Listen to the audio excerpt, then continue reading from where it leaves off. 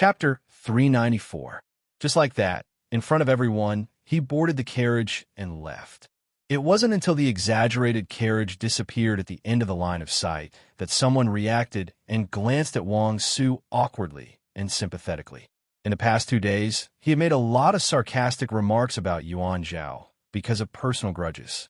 As expected, he finally kicked an iron plate. TSK, isn't he just showing off?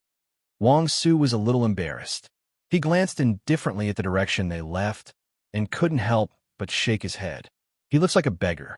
Why is he pretending to be a big shot? I don't recommend you say that in front of him. Forrest Hutt, who was watching from the side, reminded him softly. It's for your own good. Wang Su turned back and glared at him. I'm afraid of him. He's going to fall out with me just because I said a few words. I'm not talking about Zhao. Lin 19 shook his head and couldn't help but calm him down. If you make Zhao unhappy, Yuan will beat you. Hey, Xiao Yuan, don't glare at me. I'm just giving an example. But if you make the other one angry, it won't be a matter of beating. TSK, a stinky beggar from who knows where. Wang Su sneered. If I give him 100,000 guts, would he dare to lay a finger on me? Forrest Hutt glanced at him with a faint smile. If my cousin was here, would you dare to say such things to her? You're using Lin Yu to threaten me? Wang Su's face twitched, and he couldn't hide his anger. What? Is that a pretty boy your cousin keeps outside? Hey, Lin Yu doesn't have that much face. Forrest Hutt's tone became more and more teasing. You don't have to be afraid of her. 2 months ago, during the rookie competition, my cousin was trampled by him in front of 60,000 people. Her soul collapsed, and she's still lying in the abyss now. You were gambling in Copenhagen, so you definitely didn't see it. In order to hunt down my cousin, he killed 2 people from the border mercenary corps. He was the only one with a horse. How do you think Yuan Zhao knows him? Who do you think you've provoked? Seeing Wang Su's expression change, Lin 19 took a step forward and looked at his stunned expression. He asked softly, did he tell you that he's the official supervisor of the Astronomy Association?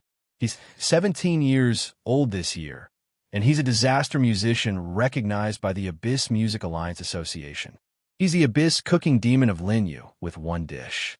Apart from that, he was a military officer with an S-level evaluation in the central government, the nemesis of the Green Sun who had killed the Red Gloves in his debut battle, and the Prince of Paradise who had driven 3.4 billion sales with his own popularity.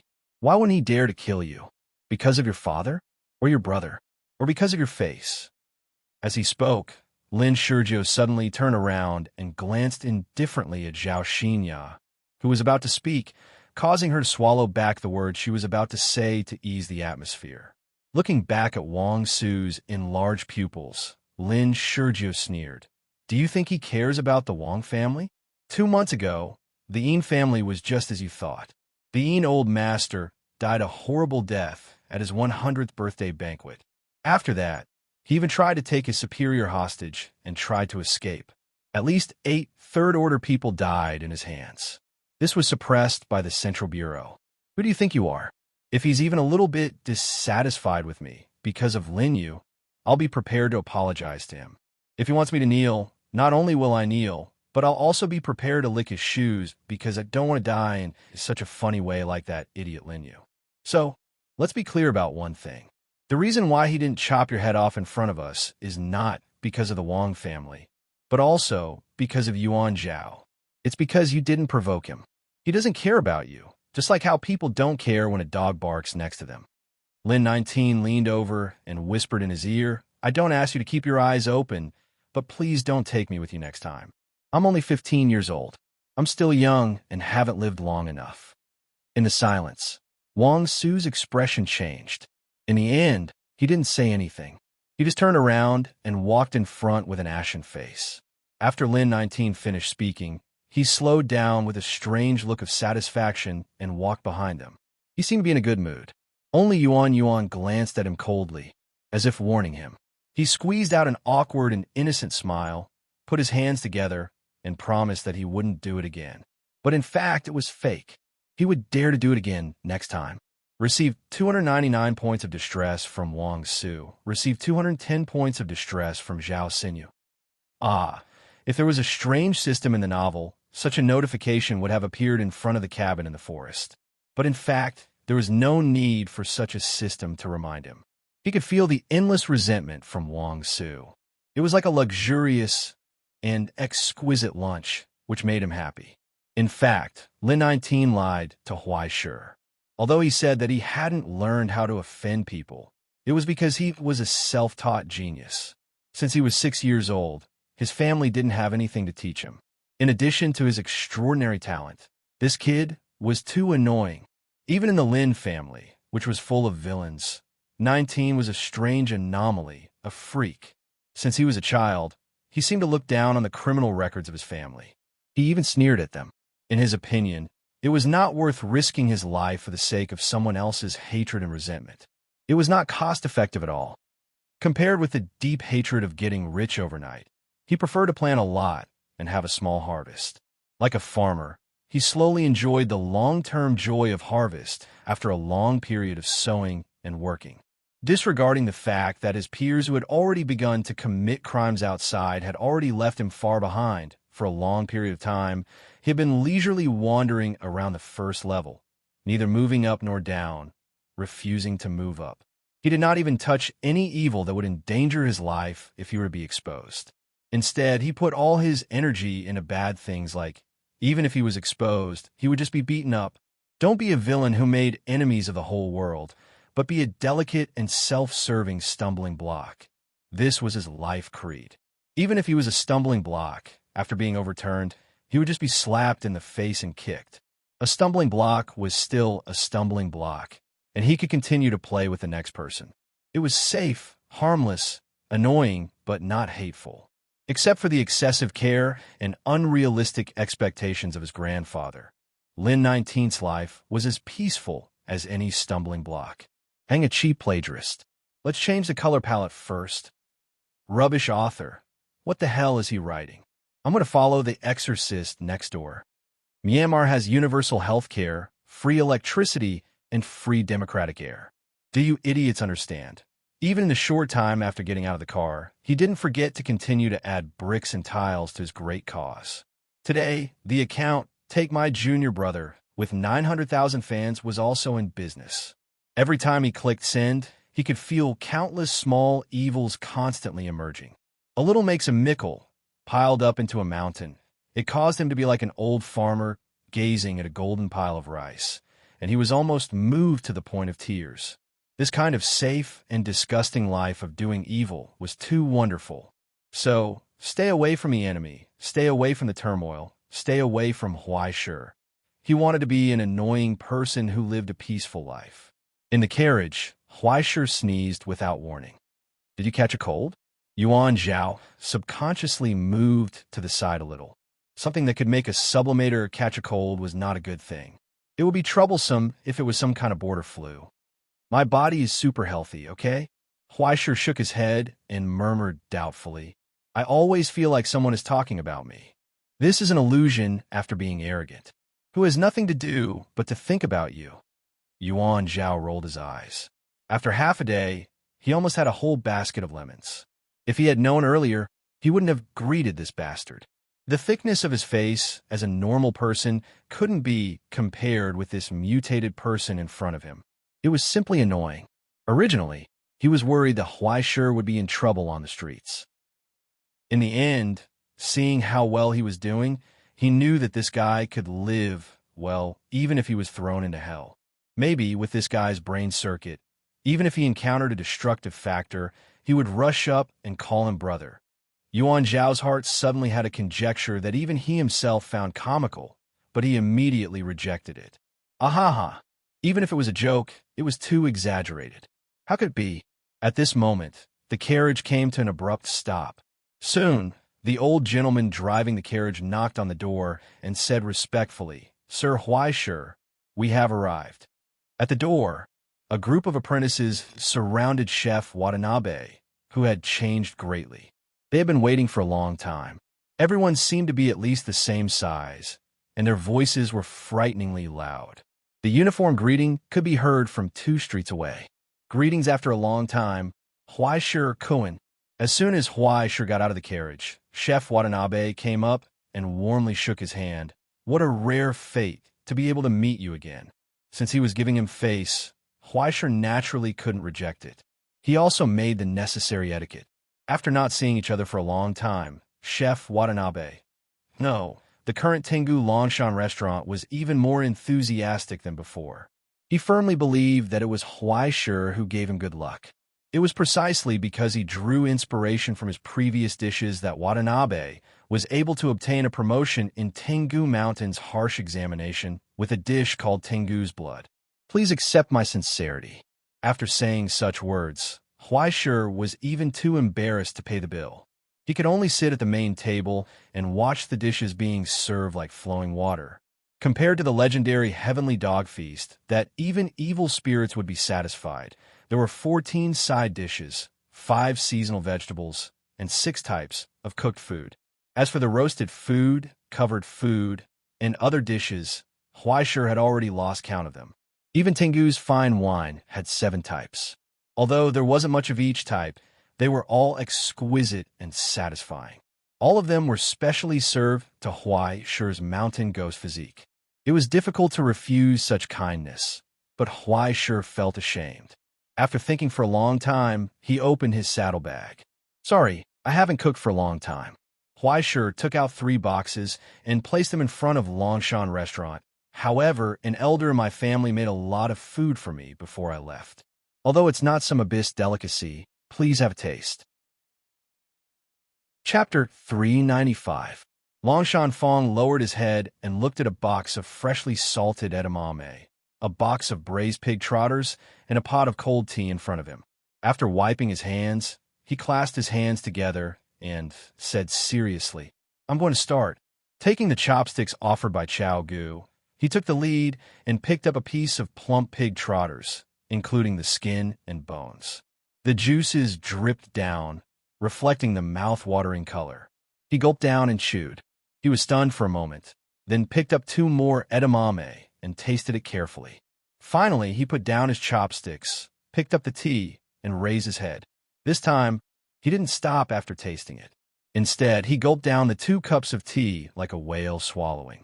Even when it was empty, he still shook the bottle and caught the last drop, as if he hadn't had enough. Holding the empty bottle, he fell into a long silence. After a long time, he came back to his senses and couldn't help but sigh. It's so beautiful, Huaisha-kun. Even if I don't hesitate to fall into the devil's path in pursuit of the ultimate delicious taste, I can still feel the beautiful feelings in it. He paused for a moment and said, You're really an enviable person. You flatter me. Although he said so, Huaisha didn't humble himself this time. Instead, he smiled and accepted all the praise. Then I'll accept it shamelessly. Longshan Fong bent down and solemnly picked up the food box. He got up from the tatami and took 2 steps back. You two have a good chat. Chao Gu served the tea. Soon, the paper door closed and the room returned to silence. Yuan Zhao, who was picking his teeth with a toothpick, rolled his eyes. You're finally done showing off to each other. This is called sharing delicious food. You know nothing? Huaisha rolled his eyes. How can I be like you? Stuffing like a pig? You'll die from overeating. Hey, it's barely enough. Yuan Zhao grinned. I've been growing recently, what do you know? 2nd stage of puberty? Huaisha was stunned. She could feel the power of money. Your family is really willing to spend a lot of money.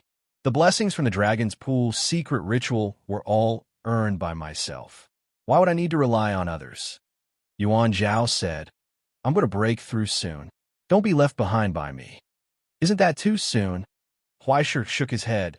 Shouldn't you accumulate more origin substance? Thanks to you holding me back last time, I've already completely transformed. Right now, quality, not quantity of origin substance doesn't have any effect on breaking through. Yuan Zhao raised his eyebrows. After I break through, I'll be able to play with cousin. Oh, then say hello for me. Huaisha didn't seem to understand what he meant at all. She earnestly said, If possible, can you help me ask if there's anything I can do to help? I owe her a big favor. Yuan Zhao was disappointed that he didn't see Wu Nang's enraged and jealous expression, but he still nodded reluctantly. I'll ask for you, but don't think too much.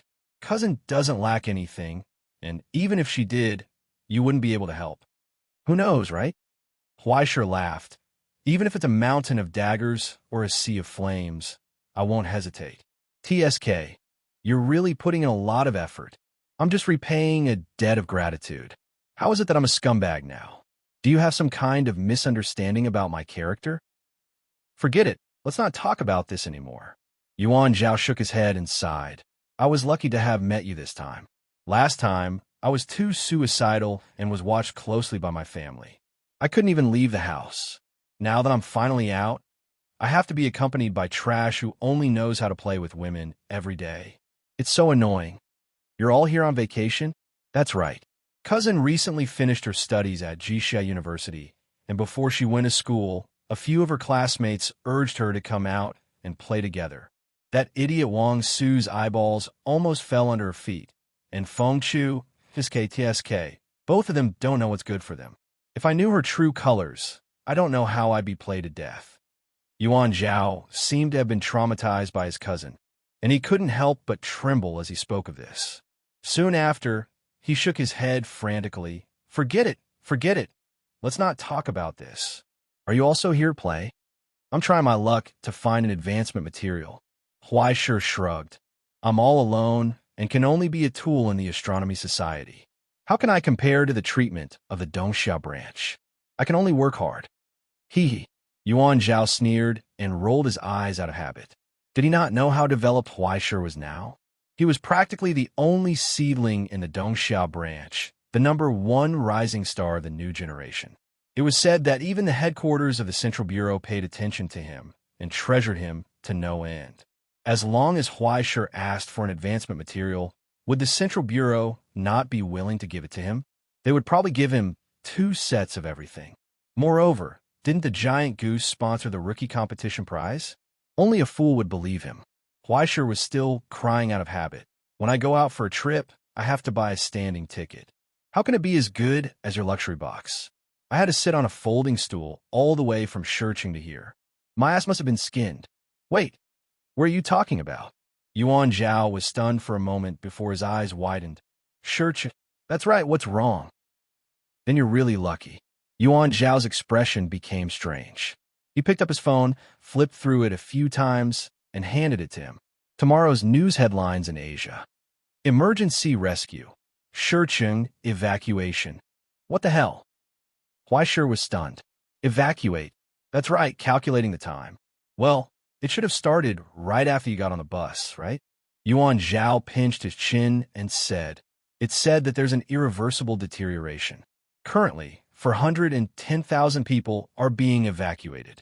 In about 16 hours, Shurcheng will begin to sink and be submerged by the endless sea. It really sank. 100,000 question marks rose from Huaishir's head. He snatched Yuan Zhao's phone and looked at it carefully. He still couldn't believe it. There wasn't much free content mentioned in the news. Most of it had to be paid for.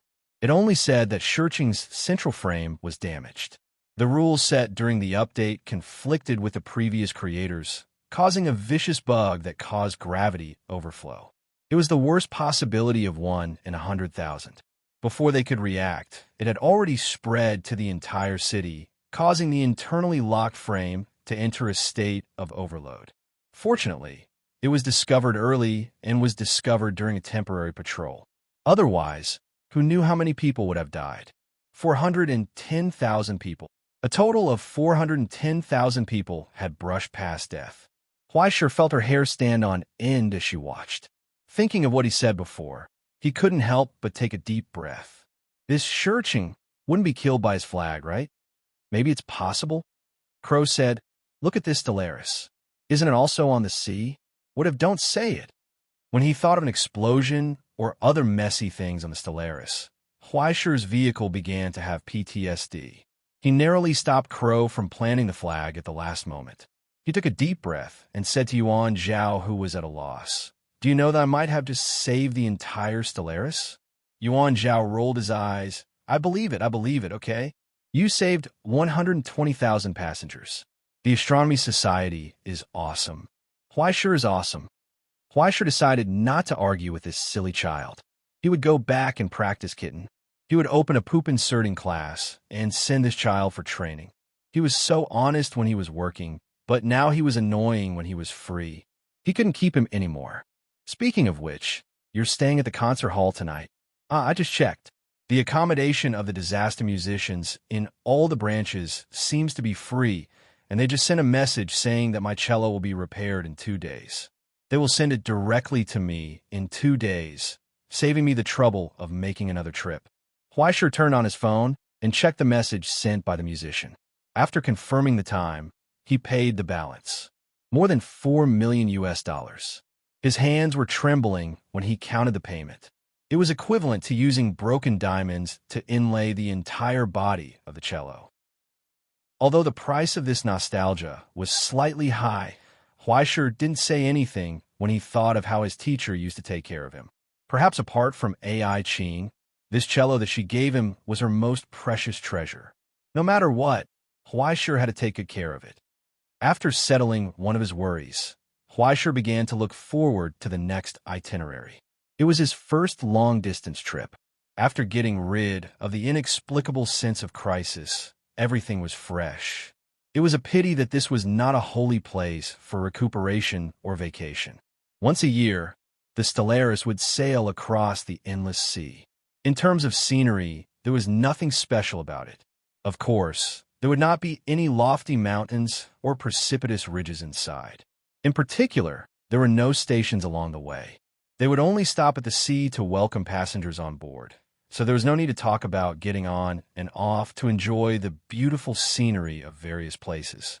In addition to the unique charm of the train, it only had one irreplaceable advantage. It was tax-free. That's right, there was no tax at all. It was impossible for any lineage or power to extract any tax from the transaction of goods.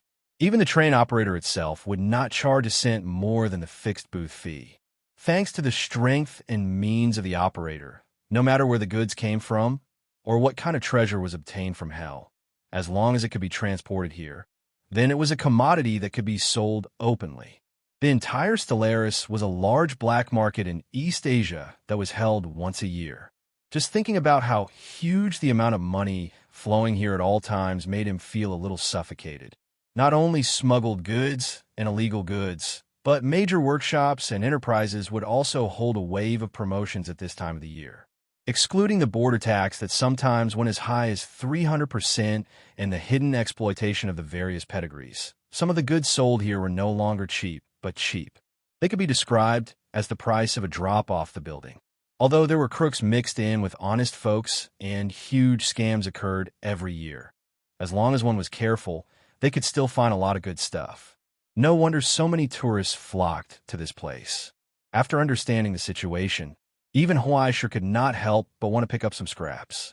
Moreover, this was a good opportunity to get rid of the set of folding knives. Thinking of the small amount of money that was waving at him, Huaisher's mood suddenly became cheerful.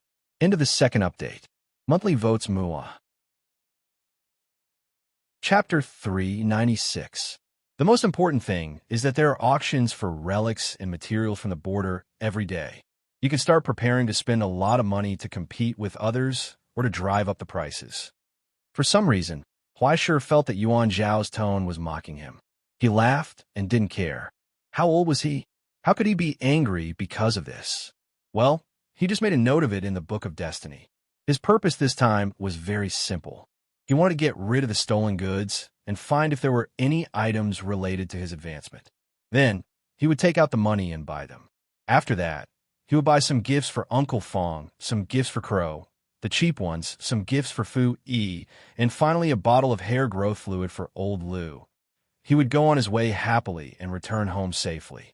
Finally, he would enjoy a peaceful advancement without any accidents. It's done. What a beautiful plan. Just thinking about it made Huaisher so moved that he almost shed tears. After eating and drinking, Huaisher didn't rest for long before he was pulled up by Yuan Zhao, who rarely had freedom. They went straight to the busiest fourth floor and looked for the largest relic market on the entire Stellaris, according to other people's travel guides. In 4 days and 3 nights, not only the major alchemy workshops and technical workshops in the world, but even merchants from hell would appear here. As long as you had money, you could always find something good. After obtaining the dung, cough cough, the trident, Yuan Zhao no longer lacked weapons.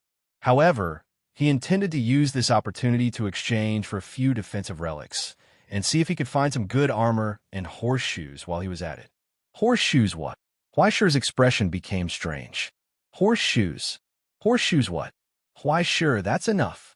Yuan Zhao glared at him. It's not what you think. Huaishi looked at him innocently. How do you know what I'm thinking? I've been looking for so long, I still don't know what you're thinking. Yuan Zhao was angry. I'm telling you, don't even think about it. The trident was in front of his face. Huaishi didn't dare to speak. He could only shrug helplessly. However, she still couldn't help but imagine the scene of Yuan Zhao crossing his legs and pinning the horseshoes on the soles of her feet. It really hurt my eyes. Yuan Zhao always felt that once he tried to explain, he would become an honest person who was bullied. He didn't even have the strength to explain. For the Celestial Horse Clan stigmata, a good set of armor or horseshoes was definitely a rare supplement. These horseshoes, whether blessed or cursed, could be directly converted into origin substance and assimilated into the sacred mode, turning into a unique arm that could provide the ascendant with all sorts of benefits. A set of 4 iron floating horseshoes that had been preserved to this day could not only provide the sublimator with a layer of shockingly sturdy origin substance armor, but also allow the sublimator's every attack to have the effect of breaking armor and strengthening armor. Yuan Zhao's 4th uncle, on the other hand, had been incredibly lucky during his exploration of the Infernal Realm. He had unearthed a full set of White Horse Righteous Followers armor, which had the ability to fly and increase speed. In addition, it also had a 24-hour excitement buff.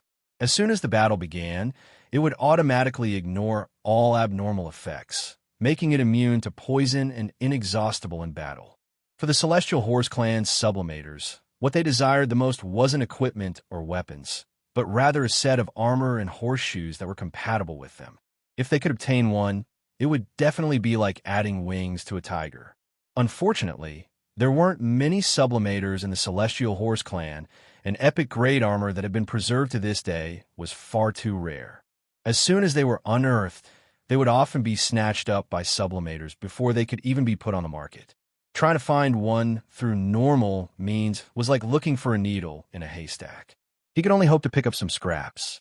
Yuan Zhao didn't even dare to think about finding an armor all of a sudden. He could only hope that his luck was good and that he would be able to find a few horseshoes that would increase his attack power. Huaishi, on the other hand, didn't quite understand. Your family wouldn't have prepared something like that for you, right? My grandfather prepared a set of arcane armor for me, but the style isn't very suitable for me. I prefer 4th uncle's speed-type armor. Yuan Zhao sighed. If only I could find some armor left behind by cavalry, like the ferocious cavalry. Fine. This was a person who had meat in his bowl, but was still looking at the pot. Huaishi pursed his lips. He felt that being rich and overbearing really was amazing. The 4th floor of the astral ship was a pedestrian street that took up all of the available space. After coming up from the elevator, it was possible to see a surging tide of people. Sublimators were coming and going, and heads were moving everywhere. The shops and stalls on both sides constantly pulsed with origin substance. Some of the shops were filled with a modern aura, while others were like antique shops. There were even some that had laid out a piece of cloth on the ground and placed their wares on it. Even here, the Cavendish workshop still occupied the most conspicuous position and had the largest area. Next to it were Giant Goose, Wanli, and other large organizations that spanned across the present realm and the border. The Cavendish workshop had one good thing about it. It had everything that one needed, and it also had all kinds of high-low and low-grade items. Even if someone walked in with an empty wallet, they could still touch and feel the happiness of the local tyrants. But apart from that, it was more of a display center for goods. It didn't spend any effort on retail, but rather focused on large orders. Here, unless you spent a lot of money on custom-made items, it was very difficult to buy anything other than a standard item. But fortunately, even a standard item was enough for the vast majority of sublimators, and it was quite cost-effective. Giant Goose, Wanli, and other large organizations didn't have the same technical ability, but they had a wide range of channels. Many alchemists would consign their works here, and at the same time, they would also sell all kinds of items purchased from the border archaeological teams. It was equivalent to a huge second-hand dealer, and there was always a surprise waiting for you. And the only drawback was, every item that was put up for sale would definitely be appraised by hundreds of appraisers. From the effects to the defects, everything was clear. There was absolutely no possibility of bargaining or picking up scraps. If you want to buy, then buy. If you don't want to buy, then get lost. In addition, there were small shops and street stalls where the protagonists would often pick up artifacts in various novels. Generally, they weren't big, and some of the poorer ones only had 1 or 2 relics to display and sell. Here, risk and opportunity coexisted. It was just that the risk of being cheated was definitely hundreds of times greater than the opportunity. But there was no lack of young people who were full of Chinibu in their hearts. Yes, just like Yuan Zhao, who believed that he had a pair of protagonist's eyes and carried the protagonist's fate and luck. From the time he opened his eyes until now, he had been waiting for 14 years and 11 months to pick up an artifact from a street stall. However, in Huaishi's view, most of the things here were ordinary goods. Not to mention the influence of Crow. Even if it was just the astronomical meeting, his knowledge had already surpassed most sublimators. Not to mention the large pile of weapons he had on hand. There wasn't a single one that was lower than an S grade. It was difficult to hide the disdain in front of stalls that bragged about the effects of a B grade item and wanted to sell it for an S grade price. If he encountered someone who wanted to pester him to sell something, he would pull out the sword of virtue and show it to them, and those who had a bit of insight would retreat. But this didn't mean that small shops couldn't take it. In fact, there were quite a few good things, but all of them were called for sky-high prices. There were even more relics that had an extremely strong, ominous aura, especially the bracelet that Yuan Zhao casually picked up. When Huaishi held it in his hand, his death premonition was about to explode. "Hurry up and put it down." Huaishi glared at Yuan Zhao. "If you really dare to wear this, next year will be the anniversary of your death.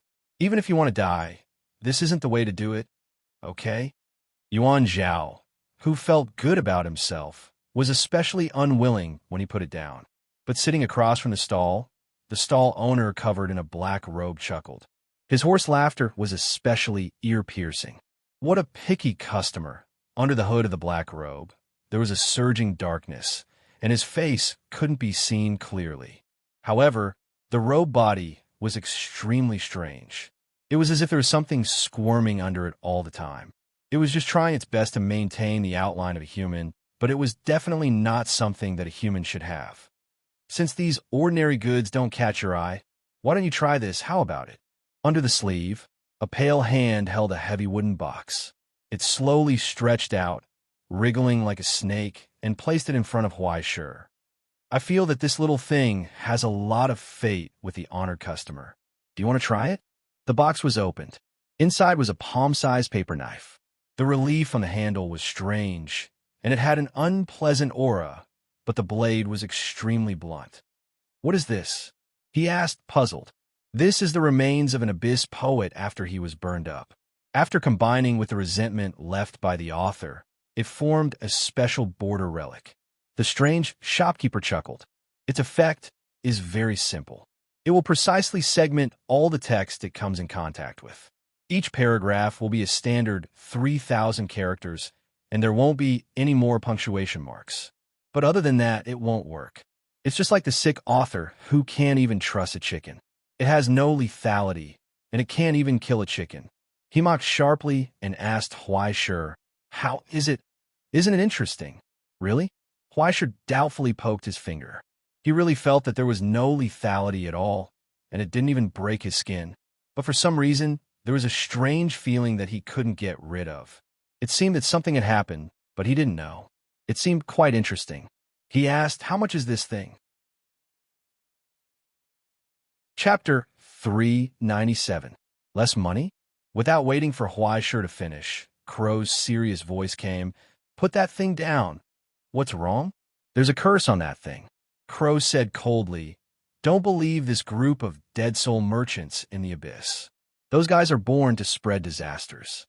With your current rank, if you carry this thing, it's not surprising that you will suddenly die one day. I'm talking about the kind of inexplicable death. Do you understand? It's like one day when you're eating hot pot, drinking tea, or fighting with someone, and suddenly there's nothing down there. Suddenly, Huaisher let go of his hand faster than electrocution. He even pulled Yuan Zhao back 2 steps. Oh, the dead soul merchant chuckled. You don't like it? It's no wonder. After all, no one likes to accept the nature of the abyss. It seems that I'm hated? Keek, keek, keek. Are you angry? Scary, scary. The little people in the present realm are really scary.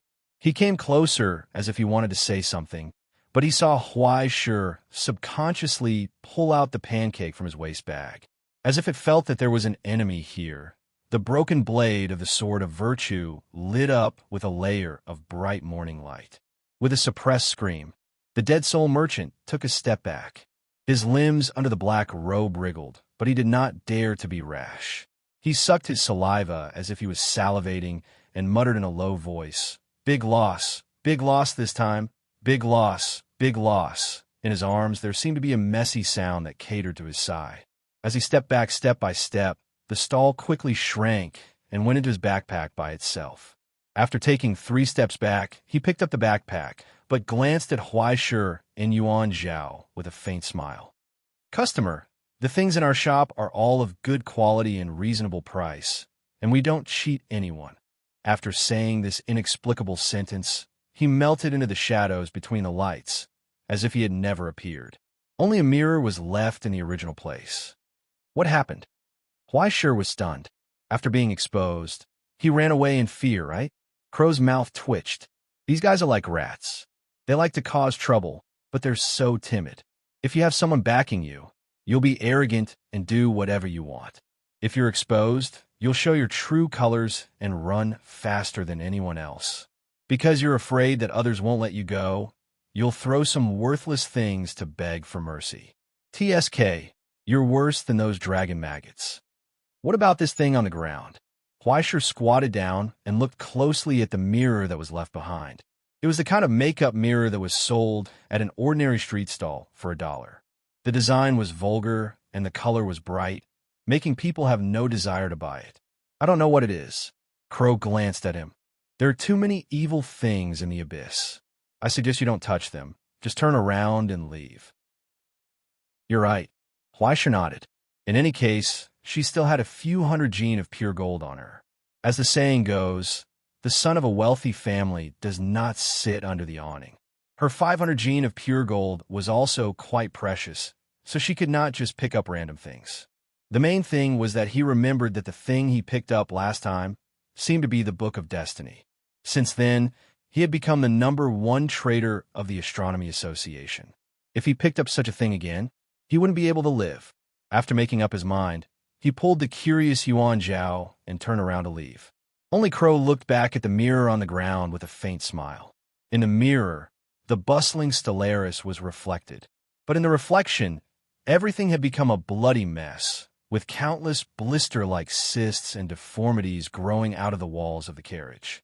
Squirming eyes were constantly opening and closing, looking down indifferently at the hideous scene. The whole world seemed to have turned into a horror movie in an instant. But in the next moment, as Crow flapped his wings, the mirror suddenly broke. It turned into dust. The rest of the stroll was nothing to write home about. Only a few relics from the border in a few large workshops made people's eyes light up. Unfortunately, without exception, they were all too expensive. Even the display items were only projections. If one wanted to buy them, the shop would send them directly to the customer's home via yesterday's express delivery, saving the customer all the trouble. Among them, the one that Huaisher coveted the most was a dagger that seemed to be made of crystal. This relic, named Mother, was excavated from a hellish mine last year. It was a weapon formed naturally in the hellish environment.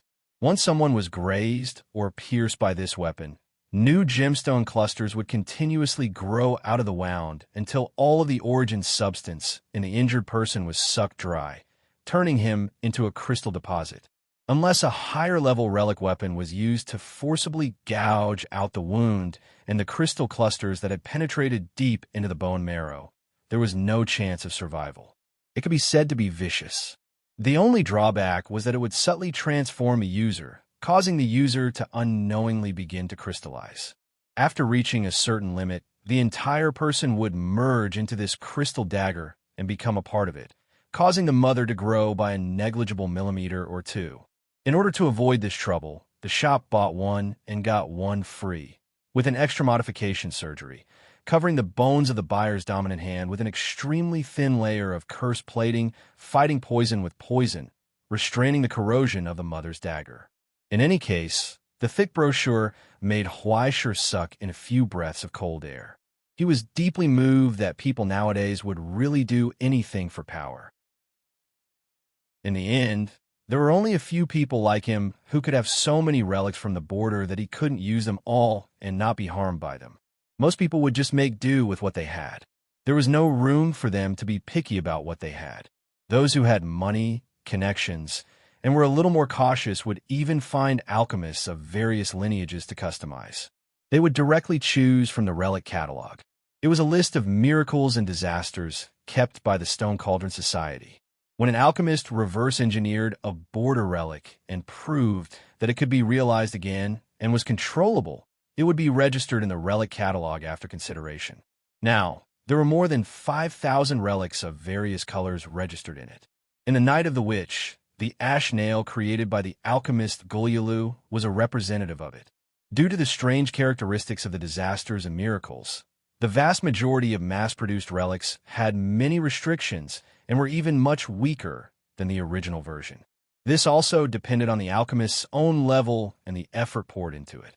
And the most important thing was that it was controllable and knowable. After all, no one wanted to capsize somewhere because of an inexplicable curse. It was fine if the whole family died after taking something home, but if the whole city was implicated by some idiot and sunk deep into the abyss, that would be called bad luck.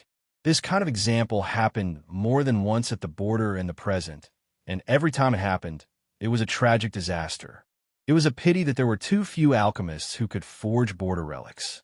There were only 71 alchemists in the world who could forge relics of S grade and above, and each one of them could be scheduled for 50 years later. For most of the people who had no money and no connections, but wanted to become stronger quickly, they could only choose to be stubborn, or they could work hard for a large organization. As long as they had enough ability, they didn't have to worry about these things. Anyway, it didn't matter if it really belonged to them or not. Everyone needed these things for better sponsored partnerships. Although it wasn't very cool to say this, more often than not, strength was not the most important thing, sponsor partnerships were. By the time Huaishir solved the problem of sponsor partnerships, it was almost nighttime. It took him 2 hours to sell his set of daggers at the Giant Goose Group's Border Chamber of Commerce. After being appraised by 4 appraisers, the manager on duty called the branch boss to ask for instructions. He also provided Huaishir with 2 methods of selling the daggers. The first was the simplest and most direct. The Giant Goose Group was willing to spend $90 million to buy this set of border relics, and Huaishir would have nothing to do with how much it was sold. The second was to sell on consignment. The Giant Goose Group could first provide Huaishir with a deposit of $70 million, which would be deducted from the final transaction price, and the Giant Goose Group would take an 11% service fee. That was why it was good to have a big business. You could get more than $10 million just by opening and closing your mouth. It couldn't be helped. The Giant Goose Group's signature was so expensive. After thinking for a long time, Huaishir proposed a third plan. He could give this set of knives to the Giant Goose Group for free, but the Giant Goose Group had to use their own channels to collect an undying flame for Huaishir in the whole territory, and it must weigh more than 16 ounces. Barter. In the end, the one who came out to make the decision was Huaishir's old acquaintance, the strange goose-like creature. It came directly to the conference room through a projection and made the decision to reach an agreement. The deadline was 3 months. The Giant Goose Group would use at least second-tier channels to search for Huaishir. If they couldn't find it in the end, then the set of knives would have to be sold to the giant goose for $70 million US. To be honest, this condition was too harsh. Huaishir was at a bit of a disadvantage. However, the situation was stronger than the person. He had been stuck here for half a year, and a month and a half had already passed. In addition, if he could use the knives to trade for the undying flame, Huaishir didn't care how much of a loss he was making. The goose-like creature's explanation was very clear. The reason why it was buying at a price of $20 million US lower than the first plan was to make up for the losses caused by the lack of channels. Given the giant goose's size, $20 million US was already a friendly price that gave Huaishir a lot of face. When Huaishir stamped his name and left behind his origin substance fluctuations, even the goose-like creature was very surprised. What's wrong? Is there something else? No, I thought that you would hesitate for a bit. The goose-like creature coughed awkwardly. After all, based on our understanding of you, you are the frugal type. That's why my heart is bleeding. Huaishir rolled his eyes. His hand trembled as he signed the document. There was always a priority to everything. Money that couldn't be used wasn't even as useful as a steamed bun. Even though he was stingy, after being taught a painful lesson by Crow, at the very least, Huaishir was no longer stingy when it came to spending money. Angina, on the other hand, was a different matter. I'll leave the rest to you guys. As Huaishir floated out of the conference room like a ghost, he suddenly felt his heart palpitate for no apparent reason. It wasn't an illusion brought about by the loss of wealth. Instead, it was a real resonance that came from his chest. The Book of Destiny trembled slightly. The last time he had encountered this kind of situation was Huaishir and Crow glanced at each other. No way. Chapter 398. In the deep sea, undercurrents were surging. In the dead darkness, only the sound of the instrument ticking came from the headset. The light above his head slowly swept around as his head swayed. Only a fleeting grayish white could be seen. Nothing could be seen. In a trance, all kinds of strange illusions seemed to jump out in the waves, but when he looked carefully, they disappeared without a trace. Only empty darkness was left. The sinking continued. It was as if he was heading to hell. Only heavy breathing could be heard from the mask. Number 14. Report the situation at depth. Current depth 7. The stability valve is operating well.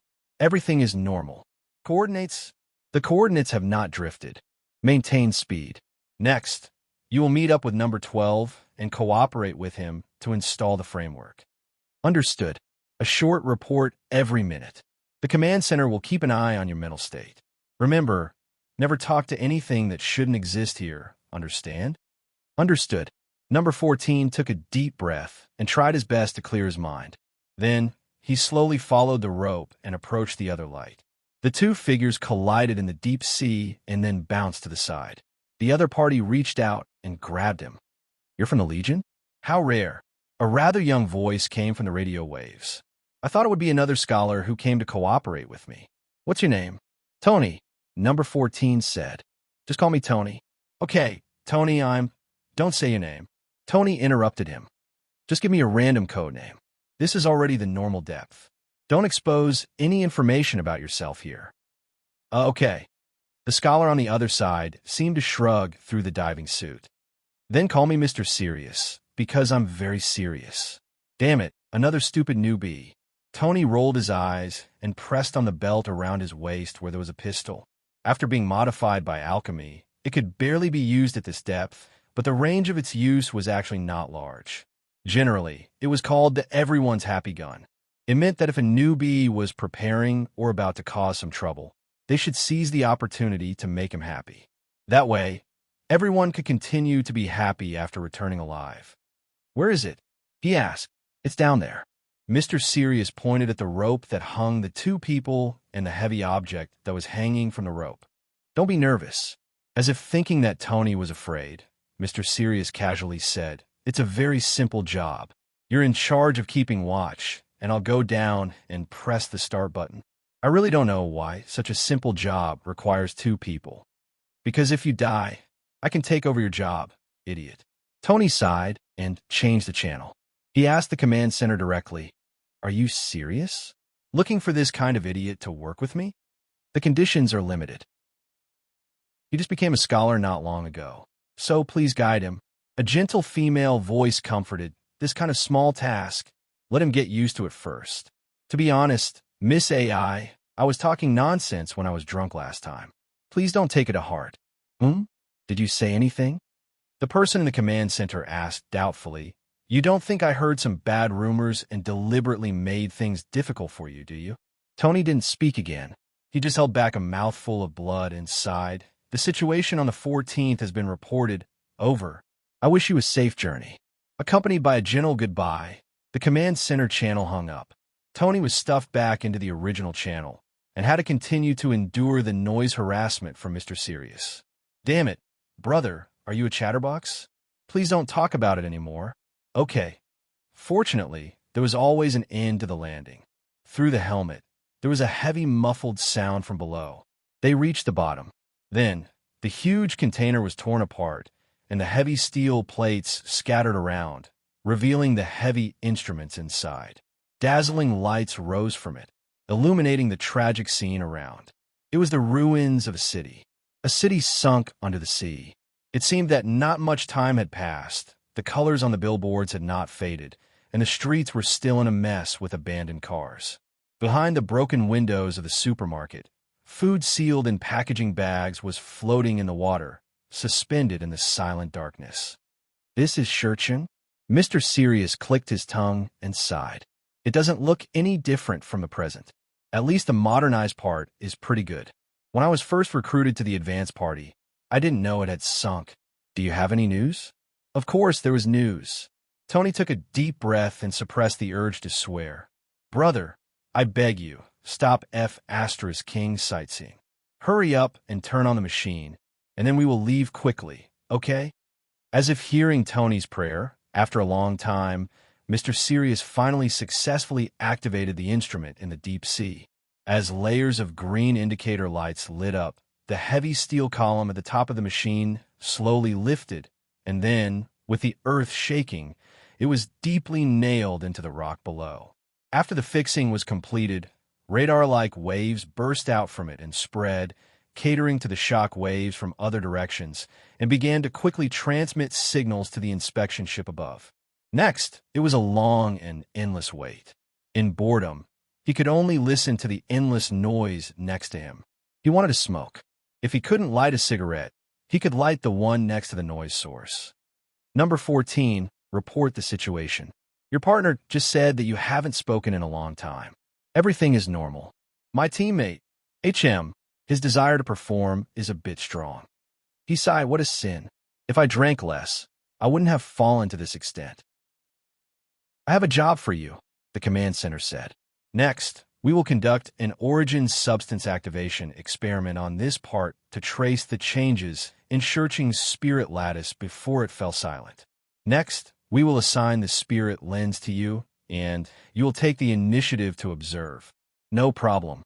He habitually took a deep breath and felt a chill in his head, as if something was continuously pouring into his brain, causing his entire body to tremble violently. When he opened his eyes, the pupils behind the mask shot out a light that seemed to have substance. As his pupils swayed, a blazing light instantly appeared in the dark depths of the sea. Under the active observation of that ray of light, the silent ruins of the stone city suddenly became turbulent.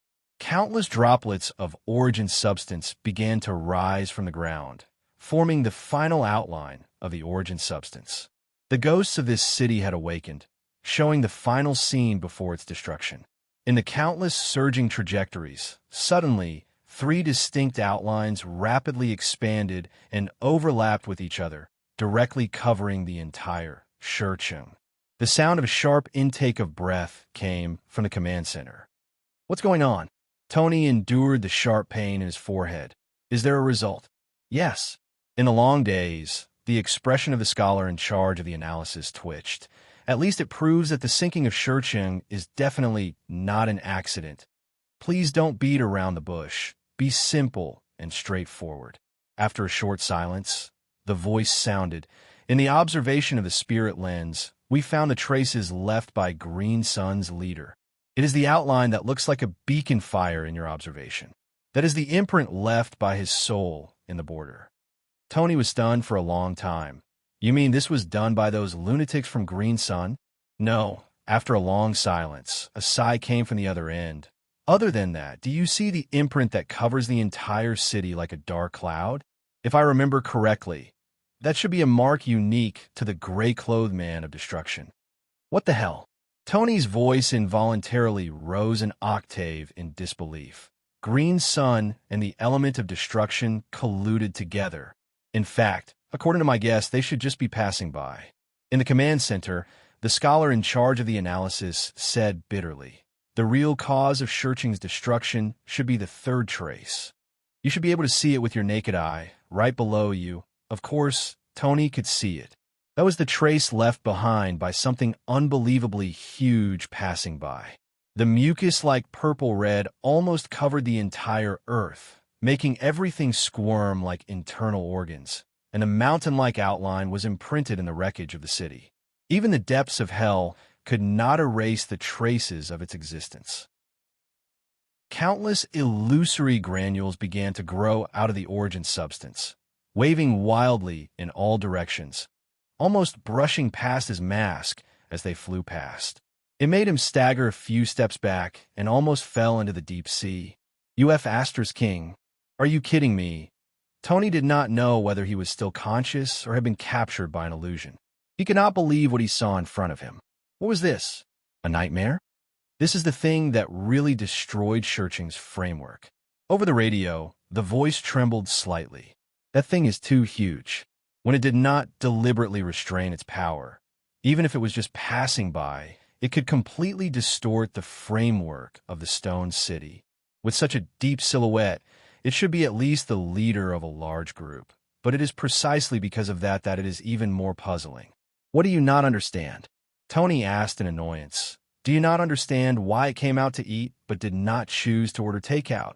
No, Tony, it's more exaggerated than that. The person in the channel was silent for a long time before telling him in a low voice, it did not go out to eat, but to escape. It is already injured. It should be dying. It is simply dying. In the dead silence, no one spoke again. Only Tony felt a constant buzzing in his head.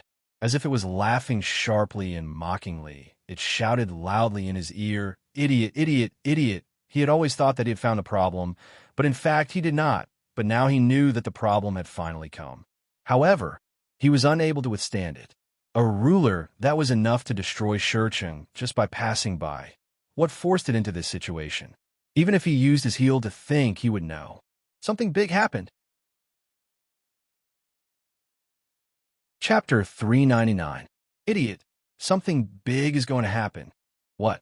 Huaishir's head was filled with question marks. He had no idea what was going on. Wasn't everything fine just now? It was fine, but that doesn't mean that something big is going to happen. Crow stared at him with wide eyes. Are you still dreaming that you'll be able to go home safely? Who the hell told me that this was a tour bus? Huaishir stared at her with grief and indignation. Where's the door? I want to get off. You want to get off? Don't worry. There's an express train leaving the island in 3 hours. You can still make it if you buy a ticket now. As long as you're fast, you'll be able to escape. Huh? Huaishir's eyes widened. He didn't understand why she didn't push him into a fire pit this time. Crow paused for a moment and revealed a curious expression. But are you really going to ignore the reaction of the Book of Destiny? Huaishir stuttered for a long time, but he couldn't bring himself to say, I'm really going to ignore it. Moreover, he had already smelled something really fragrant. Could it be that there really is a fragment of heaven here? Crow nodded. Most likely. To be honest, I still don't understand what's going on. Huaishir clasped his hands together. Can a beautiful big sister explain it to me? Crow smiled. You've asked the right person. Huaishir's mouth twitched. To be honest, I thought you would be modest. Don't big sisters look good? Crow tilted her head and glanced at him. Her casual tone caused Huaishir's premonition of death to faintly awaken. Yes. Huaishir nodded so frequently that his brain was about to explode. Follow your heart. That's how honest you are. That's right. Hurry up and walk. Crow landed on his shoulder. While there's still time, let's hurry up and buy some things. Why are you in such a hurry? I don't mind if you're a bit late, but things might change if you're late. You understand? Okay. I understand. Huaisher quickened his pace. His sense of urgency as a tool finally came online. Before he left, Huaisher had to go to the lounge of the giant Goose Chamber of Commerce to find Yuan Mu, who had been waiting for him for 2 hours. After hesitating for a long time, he put his hands together and apologized. I'm sorry. Something urgent came up. I have to go.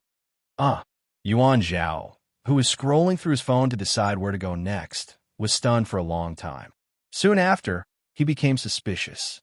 I heard that there are a lot of young ladies standing under pink lights in the basement, too. You're not thinking of sending me away to do some dirty adult things, are you? What the hell is wrong with your brain? Huaisher couldn't spit out a mouthful of blood. He glared at him. Am I that kind of person? Yuan Zhao scrutinized him for a long time, half believing and half doubting. That's right, after all. You don't look like the kind of person who would pay. Then which group do I belong to? Do I take money? Little brother, don't you think you've misunderstood me a bit too much? In any case, I'm very sorry that I'm going to have to stand you up this afternoon. Huaisher apologized sincerely. How about tomorrow or the day after? If not, I'll take care of you when you come to Exine High. After seeing that Huaisher's sincerity and apology were genuine, Yuan Zhao did not get angry. He waved his hand graciously. If you're busy, go ahead. But I have to remind you, I don't have free time every day. Thank you. Huaisher patted his shoulder gratefully and turned to leave. But when he reached the door, his hand that was on the doorknob paused. Suddenly, he was reminded of a question. Was it really a coincidence that he had such a sudden reunion with Yuan Zhao? Or did someone have other plans? After sensing the impending storm, Huaisher also started to get nervous. He turned back to ask, speaking of which, why are you guys here? Yuan Zhao said, didn't I tell you my cousin is going to graduate, so we're here to celebrate? That's not what I'm talking about. What I'm talking about is who suggested and made the decision for you to come here. Huaisher said seriously, this matter is very important. Yuan Zhao scratched his head for a long time and said with uncertainty, I think it was that bootlicker Feng Chu who suggested it. Huaisher thought back to the young man who stood quietly beside Yuan during the day. He always had a warm smile on his face and stood beside Yuan enthusiastically, but he always maintained a distance that was not annoying. He did not seem to be estranged or repulsed by Huaisher. He could even be called a gentleman. It was him. Huaisher frowned. But at the time, my cousin didn't seem very interested. Yuan Zhao said with emotion, but it's no wonder that she suddenly agreed the next day. Hey, don't be fooled by her cold appearance. In fact, she's very cooped up at home. If there's nothing important, she will never go out. This time, she actually took the initiative to go on a trip, which gave me a shock. Huaisher didn't say anything. What's wrong? Yuan Zhao asked. No, nothing. Huaisher shook his head. He couldn't conclude anything based on this, but it was inevitable that a shadow would rise in his heart. If Yuan Zhao's arrival was related to what was going to happen next, what should he do then? The sense of urgency grew stronger. Take care of yourself. Huaisher finally turned back and cautiously reminded him. Be careful to stay in a place with a mobile phone signal. If you encounter anything, don't resist. If there's an accident, quickly call Big Cousin for help. Understand? Yuan Zhao didn't understand, but Huaisher had already left quickly.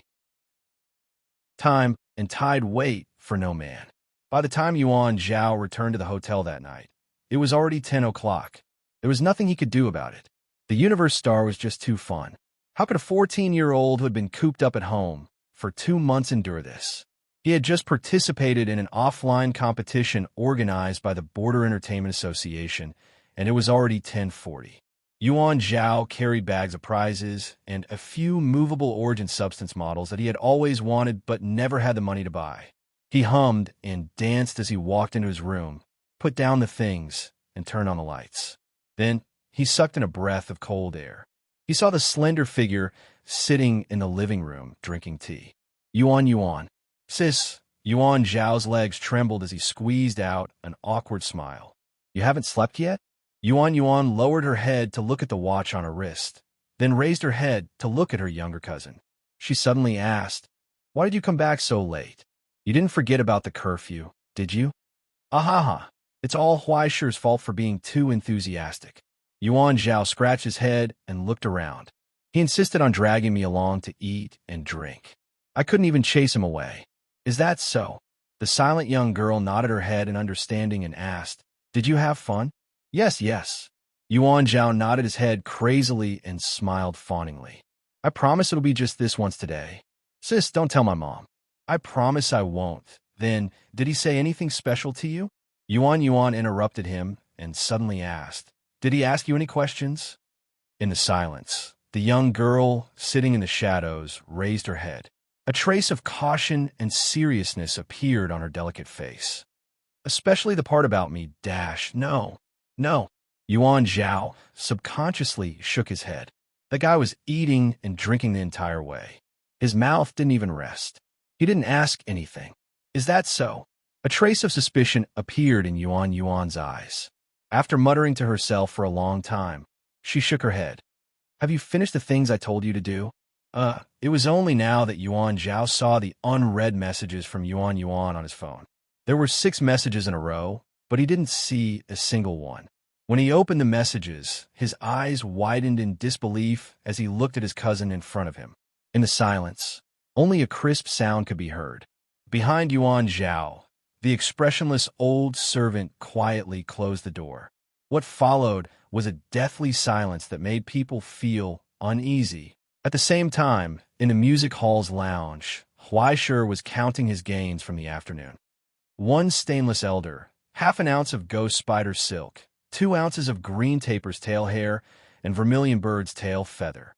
These things were all placed on the table in front of him. After throwing away the box, it didn't even add up to a pound. Other than the spider silk, they were all relatively common alchemy materials. In the end, because of the lack of time, Huaishir was ruthlessly slaughtered several times. Even if it was just a memory, he could feel his heart twitching. Although his heart ached, his hands didn't stop moving. According to Crow's instructions, he first took a bath, then put on a pair of gloves. He used alchemy fire to evenly heat the stainless elder so that its internal structure would change in the alchemy fire and bend into a ring shape. The most important thing was that the internal structure had to be connected head to tail, forming a perfect closed loop. The advantage of the stainless elder was that its internal crystal lattice structure was very uniform. As long as the cross-section was cut well, it was easy to handle. Next, the spider silk was woven into a thread. 4 strands of 2 ounces of spider silk were twisted together to create a thread that was about 10 meters long. Moreover, the spider silk thread itself was transparent and almost weightless in the hand. This part was a bit time-consuming, but it wasn't difficult. It could be done with a bit of concentration. Next, he used the spider silk to connect the materials together and wrap them around the ring-shaped elder. He also had to weave a complicated pattern inside. Finally, he had to decorate the bottom of the ring-shaped elder with a few pale-tail feathers. Huaishir held the thread at the top and lifted it up, carefully examining it. "This is a dream catcher." "That's right." Crow nodded. "To be precise, it's an entrance to a dream. Generally speaking, it's a tool used to infiltrate other people's dreams." "You want me to infiltrate other people's dreams?" "No. To be precise, I don't want you to infiltrate a person's dream." Crow deliberately emphasized the word person. What you want to infiltrate is the dream of this Stellaris. Chapter 400. Huaishir was dumbfounded. The astral? Trains can dream too? If it were a normal train, it wouldn't. But do you think that a normal train could travel on the endless sea as if it were walking on flat ground, and on such a large scale? Crow said, "Under certain circumstances, a person's dreams will be close to or even overlap with each other, just like soap bubbles flying in the air. If there is something in the area that emits a strong gravitational force, everyone will even enter a common dream. In the end, dreams are just illusions created by the activity of origin substances during sleep. As long as there are enough containers, you can store as many dreams as you want. To put bluntly, You can plug into a server and turn it into an online game, right? I've discovered that you have a special ability to comprehend things in some strange places. You flatter me. Huaisher smiled reservedly. But right now, the connection isn't that close. At most, we can sense each other. Crow sighed softly. After all, the astral has been asleep for so many years. After its consciousness has dissipated, even the dreams will become fleeting and thin. The old Orises has fallen to this extent. It's really sad. What's that? Huaisher seemed to have heard something incredible. Orises something something? Yes, it's Orises. Crow tilted her head and looked at him in confusion.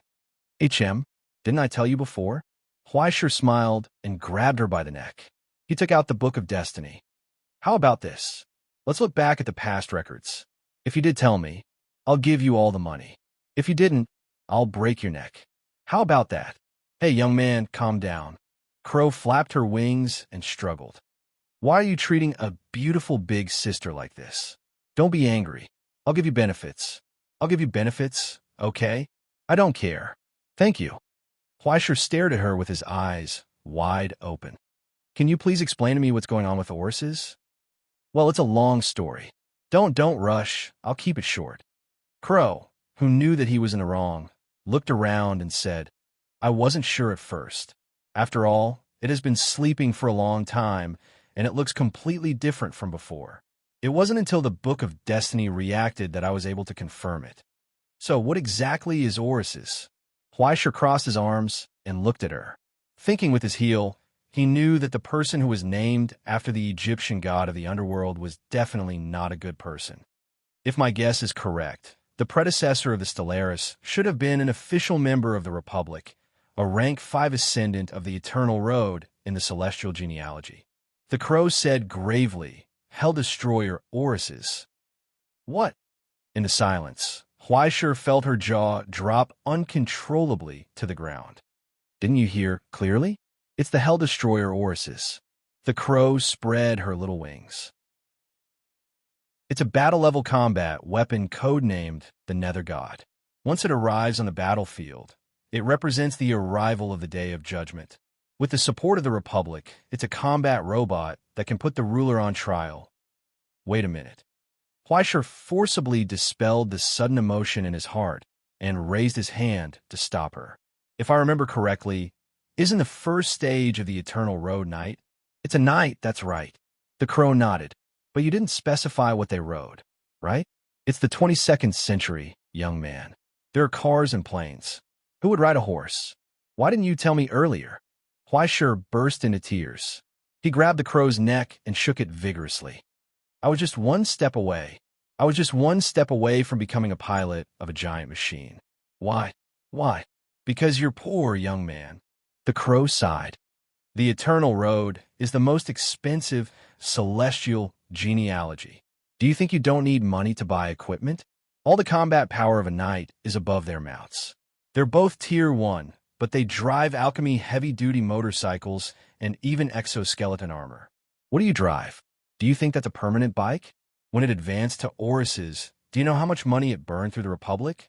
Just to prepare armor for it, all the minerals at the 4 borders, and even the borders themselves were completely crushed. That 100 or 200 million can't even cover a floor. How can you be so stubborn? Huaisher wanted to cry, but had no tears. He looked up at the sky and sighed. He was just a little bit away from becoming a pilot of a superstar robot.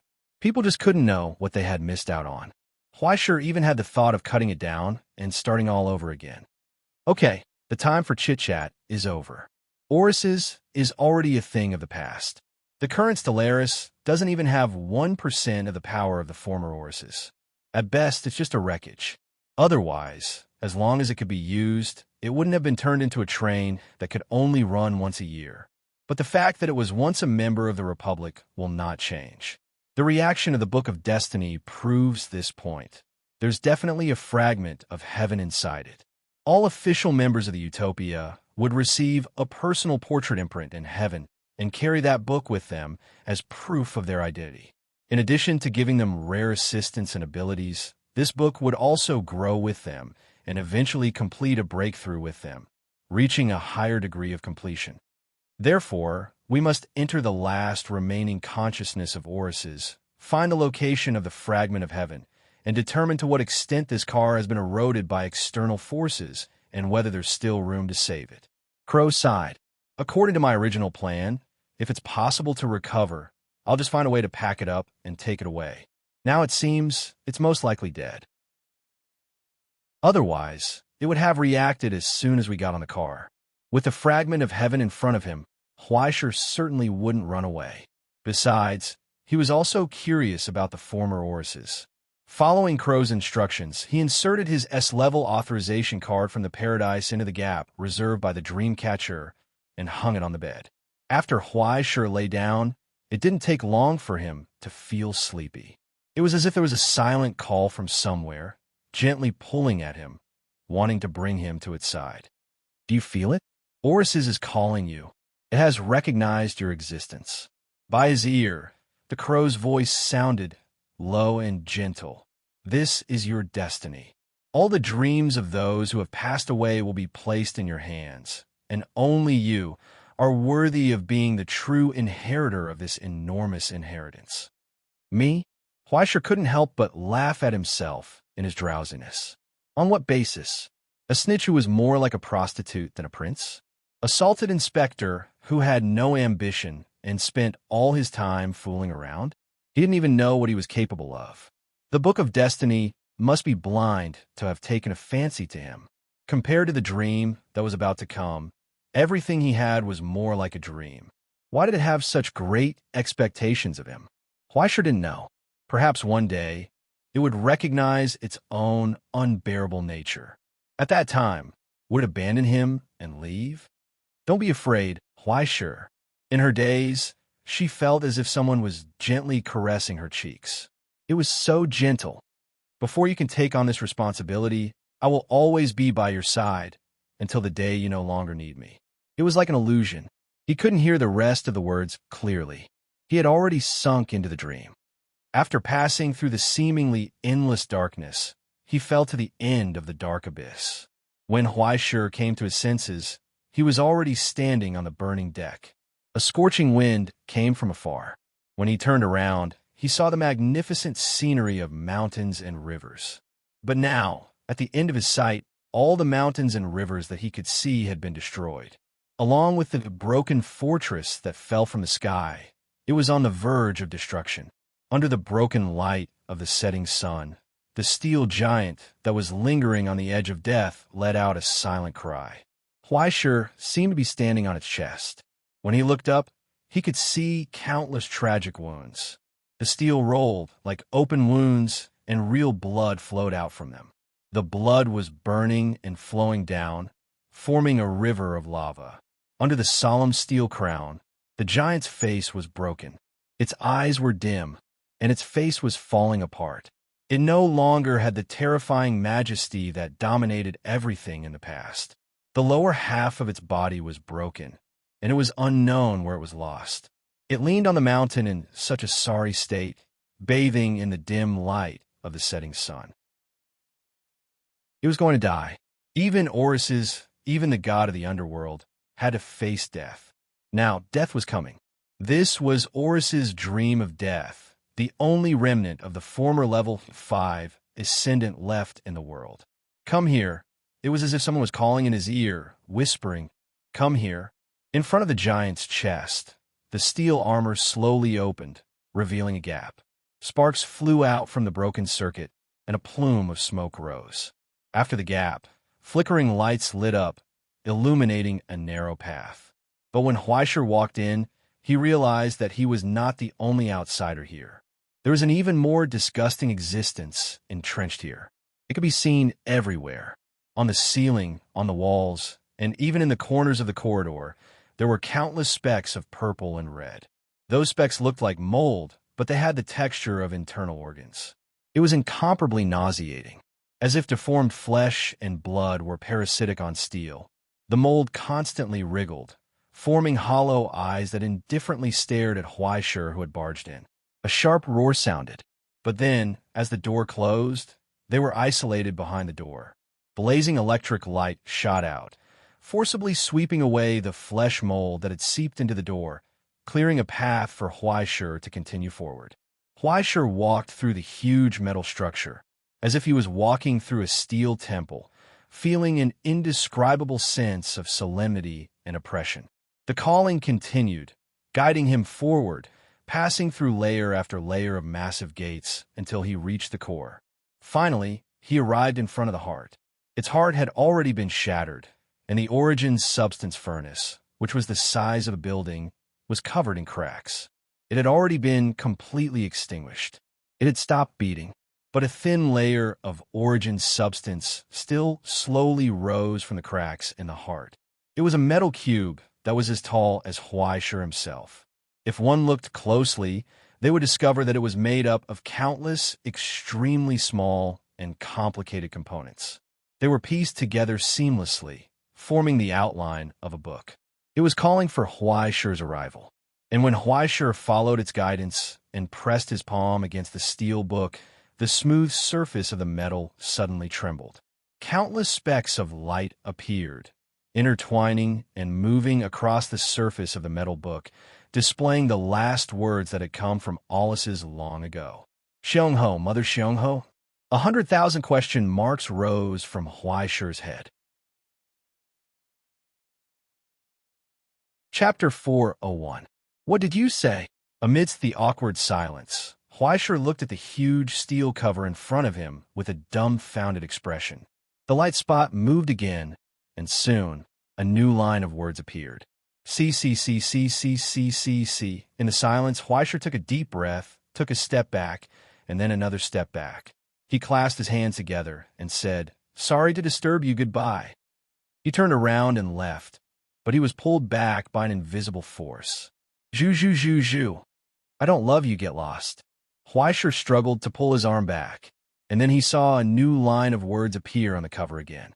I've seen Homo sapiens, Homo sapiens, Homo sapiens, Homo sapiens, Homo sapiens, Homo sapiens. Silence. Awkward silence. Huaishur took a deep breath again, exhaled deeply, and then told him seriously, "Brother, if you do this again, I'm really going to leave?" After a short silence, new words appeared again. This time, it was finally not some unintelligible words. "Damn you, you're my mast." Seeing Huaishur's unfriendly expression, the words were swallowed up before he could finish writing. In the end, only 3 words were typed out. Sob. What to do? I really don't want to talk to him. What the hell is this? The former Celestial Genealogy Level 5 Ascendant Osiris is a Martian, and he's also a freaking sob monster. Who can handle this? Don't go, brother, I'm suffering. It's too hard for me. Seeing Huaishur's expression change, a line of words appeared on the cover pitifully. I've been imprisoned for 10,000 years. Please understand. Ever since Orton passed away, no one has spoken to me. Orton?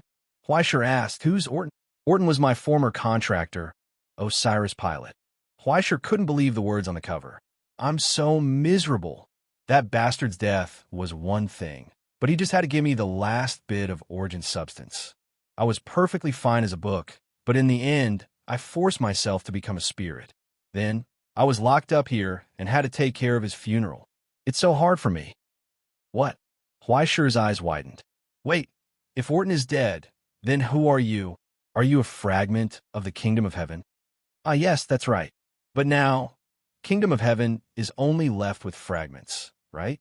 The moment I opened my eyes, the huge Kingdom of Heaven was gone. It was gone just like that. What kind of bad luck is this? What happened back then? How would I know? As soon as I was formed, Kingdom of Heaven stopped. He only knew that someone was messing with him, but he didn't know what had happened. It was simply more miserable than a screaming chicken.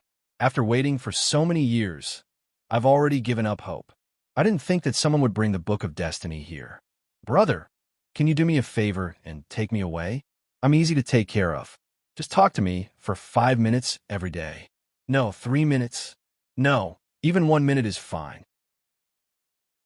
The steel book began to shake violently, as if it was crying in a storm. In the blink of an eye, at least 3,000 words flew across the cover, causing Huaishur's scalp to go numb.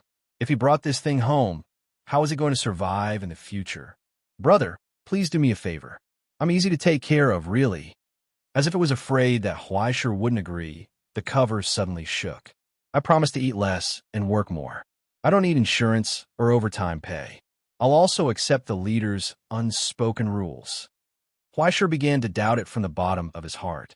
Bro, with your strange appearance, which leader would want to sleep with you? Seeing that Huaisher didn't believe it, the steel book began to shake violently. Immediately after, a square hole appeared on the cover.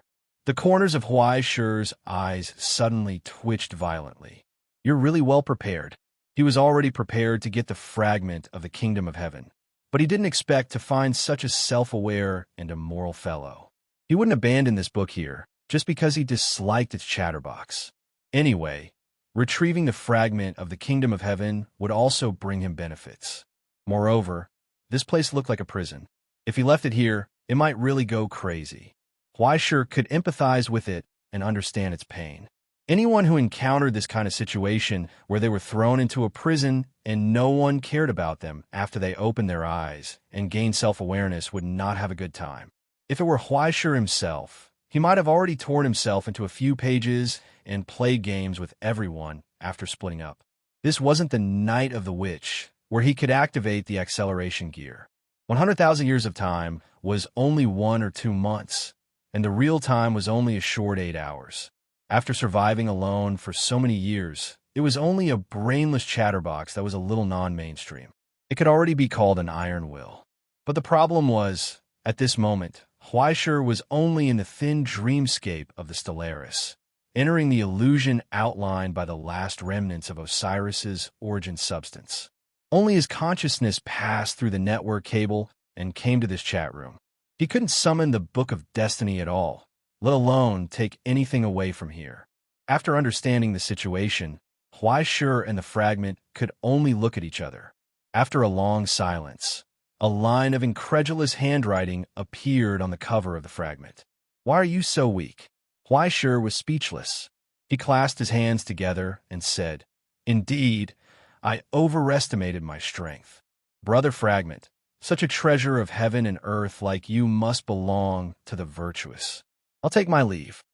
Wait, don't, brother. I didn't mean that. The Book of Destiny is in your hands. Who else can pass Orton's authorization verification? The fragment asked in disbelief. I thought there was a problem with my perception module. You don't even have a Tier 5? How did you get the Book of Destiny's approval? Huaisher replied expressionlessly. To be honest, one day I was walking in my backyard when this thing fell from the sky and almost hit me until I was hospitalized with a concussion. A series of ellipses followed by a series of exclamation marks, followed by a mess of emoticons. After the fragment vibrated twice, it seemed to be carefully examining Huaisher, sighing with emotion that there were all kinds of strange things in the world. Even this kind of strange person could pick up the Book of Destiny in his own backyard.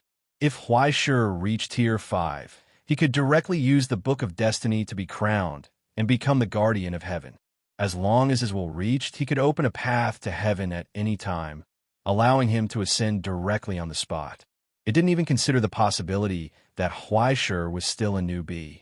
In order to obtain the approval of the Book of Destiny, one should at least be Tier 5.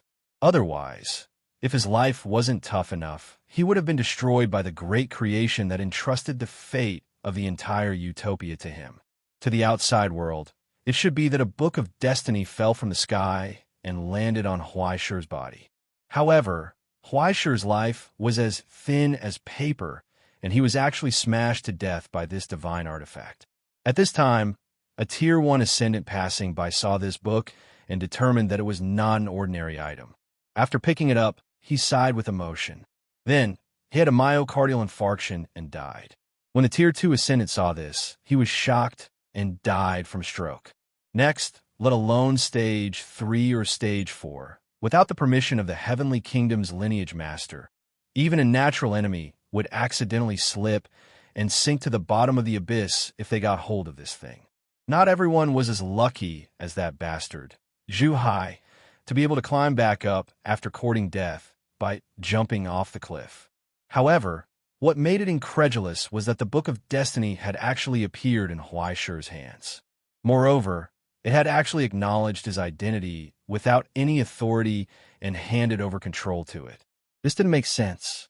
The Book of Destiny wasn't an anonymous credit card that anyone could use as they pleased. This thing's anti-theft measures were so thorough that it was frightening. It could be said that if the president of the Astronomical Association had not personally entrusted this thing to someone else, then, wait, the president? All of a sudden, it seemed to have understood something. Even its handwriting became flattering. Brother, you misunderstood. I was just attracted by your shocking talent and admirable talent. I didn't expect you to be so young. As the saying goes, 30 years on the river's surface, 30 years on the river bottom. Don't bully a young man for being poor, right? The future of a young man is really limitless. Maybe you'll be Tier 2 this year, Tier 5 next year, and the year after that. You'll be a natural enemy. Huaishi was shocked. He felt like he had seen this flattering look somewhere before, and he was in disbelief. Why are you suddenly so affectionate? To tell you the truth, from the moment I saw you, I knew that you were definitely going to be my brother. The fragment's cover flickered for a moment before it changed its words. No, brother, you're my biological brother. Don't you recognize your long-lost brother? Sorry, I'm an only child, and I don't have such a strange brother. Thank you. Huaishi suppressed his desire to turn around and leave. He took a deep breath and raised his hand, stopping the fragment from talking nonsense. Let's get down to business first. Huaishi asked, how do I get you out of this damn place first? After hesitating for a long time, the fragment could only tell him bluntly, it's very difficult. Recently, Osiris' final origin substance has begun to corrode. You don't have enough ability, so it's impossible for you to transfer it through dreams. You can only make physical contact and contain it. After it stopped talking nonsense, it became very efficient. A map quickly appeared on the cover. It was a detailed cross-section of the Stellaris. At the bottom of the map, there was a red dot. Huaishi leaned over and looked at it carefully. Where is this? The Stellaris vault? Goodbye, goodbye. Huaishi cupped his fists and turned around to leave without looking back. Brother, are you kidding me? How many valuable things are there on the Stellaris? How much money is in circulation? How many precious materials are there?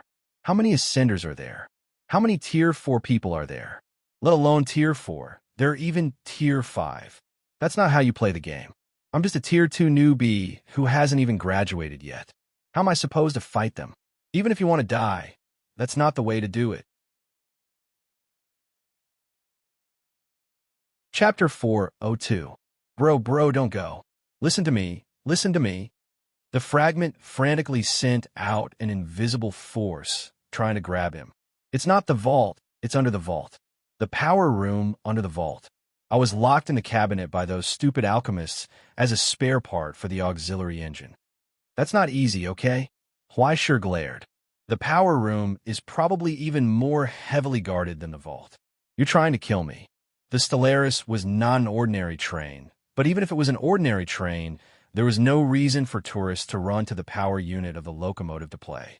In order to guard against lunatics who brought a bomb and dragged everyone into the sky, such an important place would definitely be guarded 24 hours a day. If Huaishi went there alone, it would be no different from breaking into the vault. That's only if those guards are normal. The fragment hurriedly explained, since yesterday, those guys have let a wolf into the house. They've all become like zombies, their heads filled with nightmares.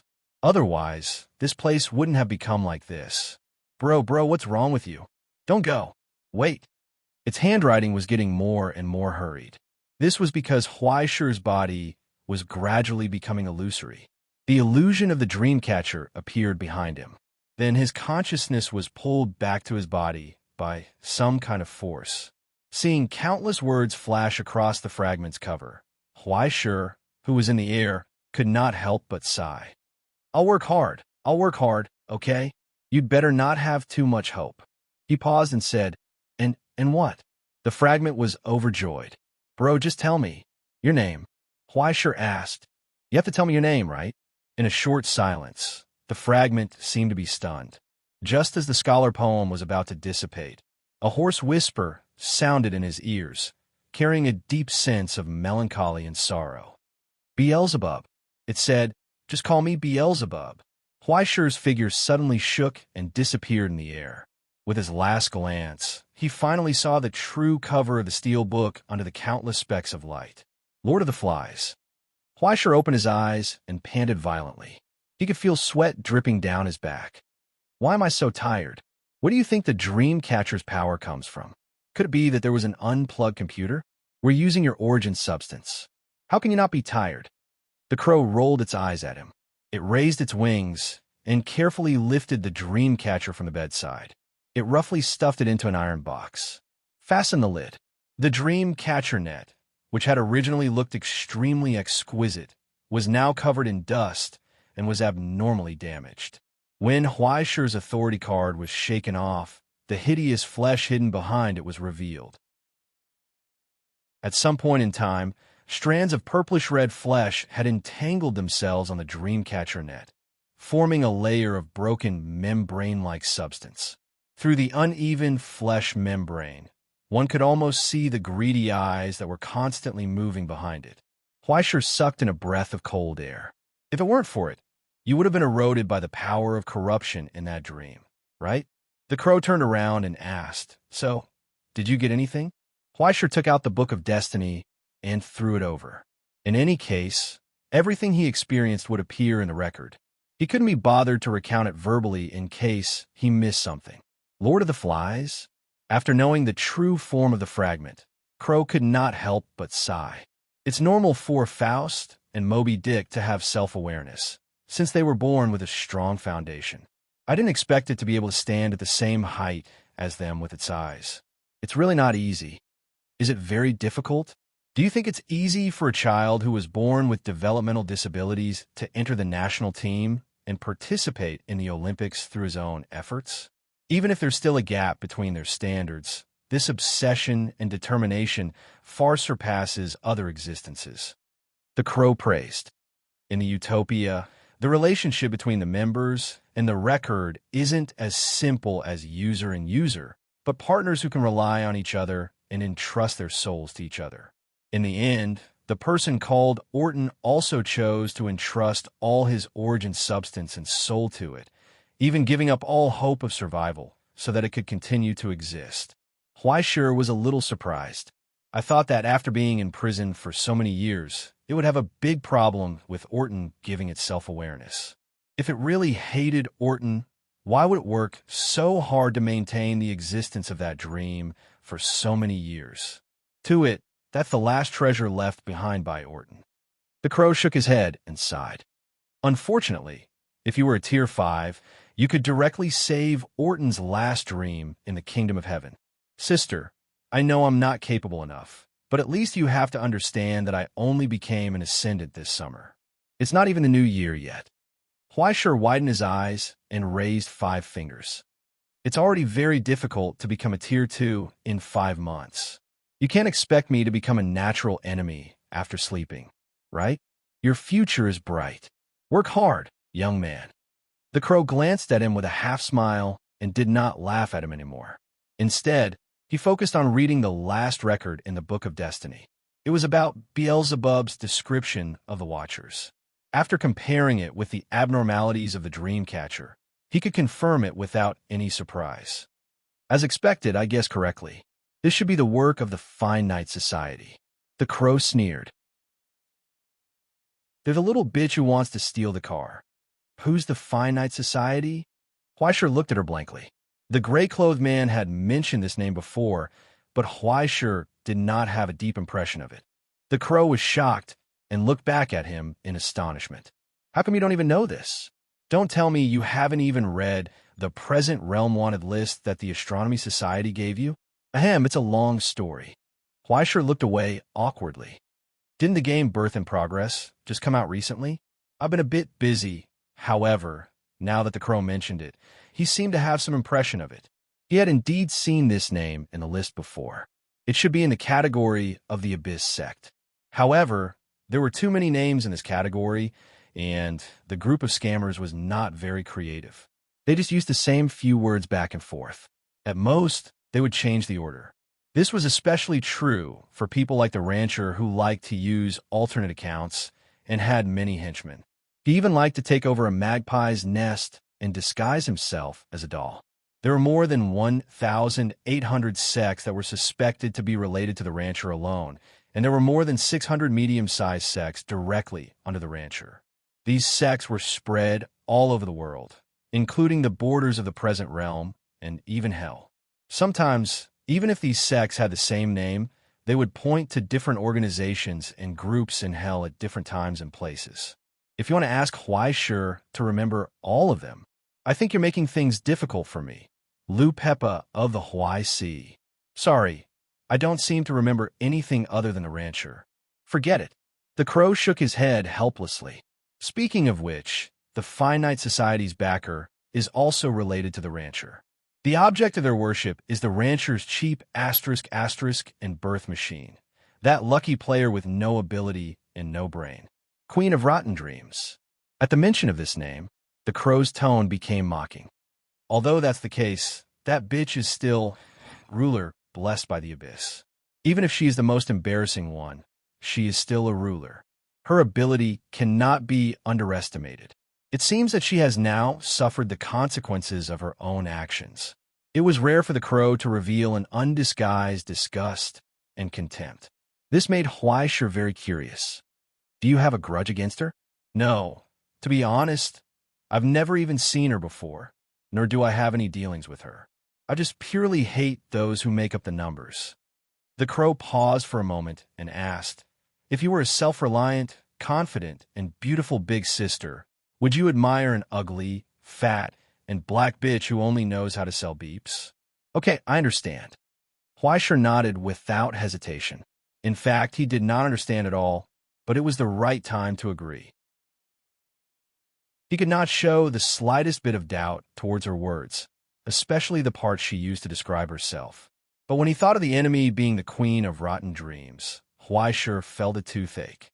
This was a ruler who had become the ruler of a large group hundreds of years ago, a terrifying existence who had received the authority of the abyss, the absolute ruler of the mirror world. As long as there was a mirror, her power could be extended to that place. Even her natural enemies would find it difficult to kill her, or even catch her. With the protection of the authority of the abyss, she could go anywhere at any time, not to mention her terrifying ability to use dreams to subtly influence ascendants. It was because of this that Huaishur was puzzled. What does she want to do? No matter how precious the Stellaris was, how could it catch the eye of a ruler? No matter how weak the ruler was, it was still the ruler of hell. If it had been the predecessor of the Stellaris, Osiris, he might have treated it seriously, but the current Stellaris was nothing. The only part of Osiris here was probably Beelzebub. What was she after? What does she want to do? Haha, you should be asking her what she could do now. Crow sneered. Although I can guess a little, it's none of my business. Most importantly, she ruined our plans. Huaishur could not help but roll his eyes. The word "our" was used so well that it made it seem like he was not the victim.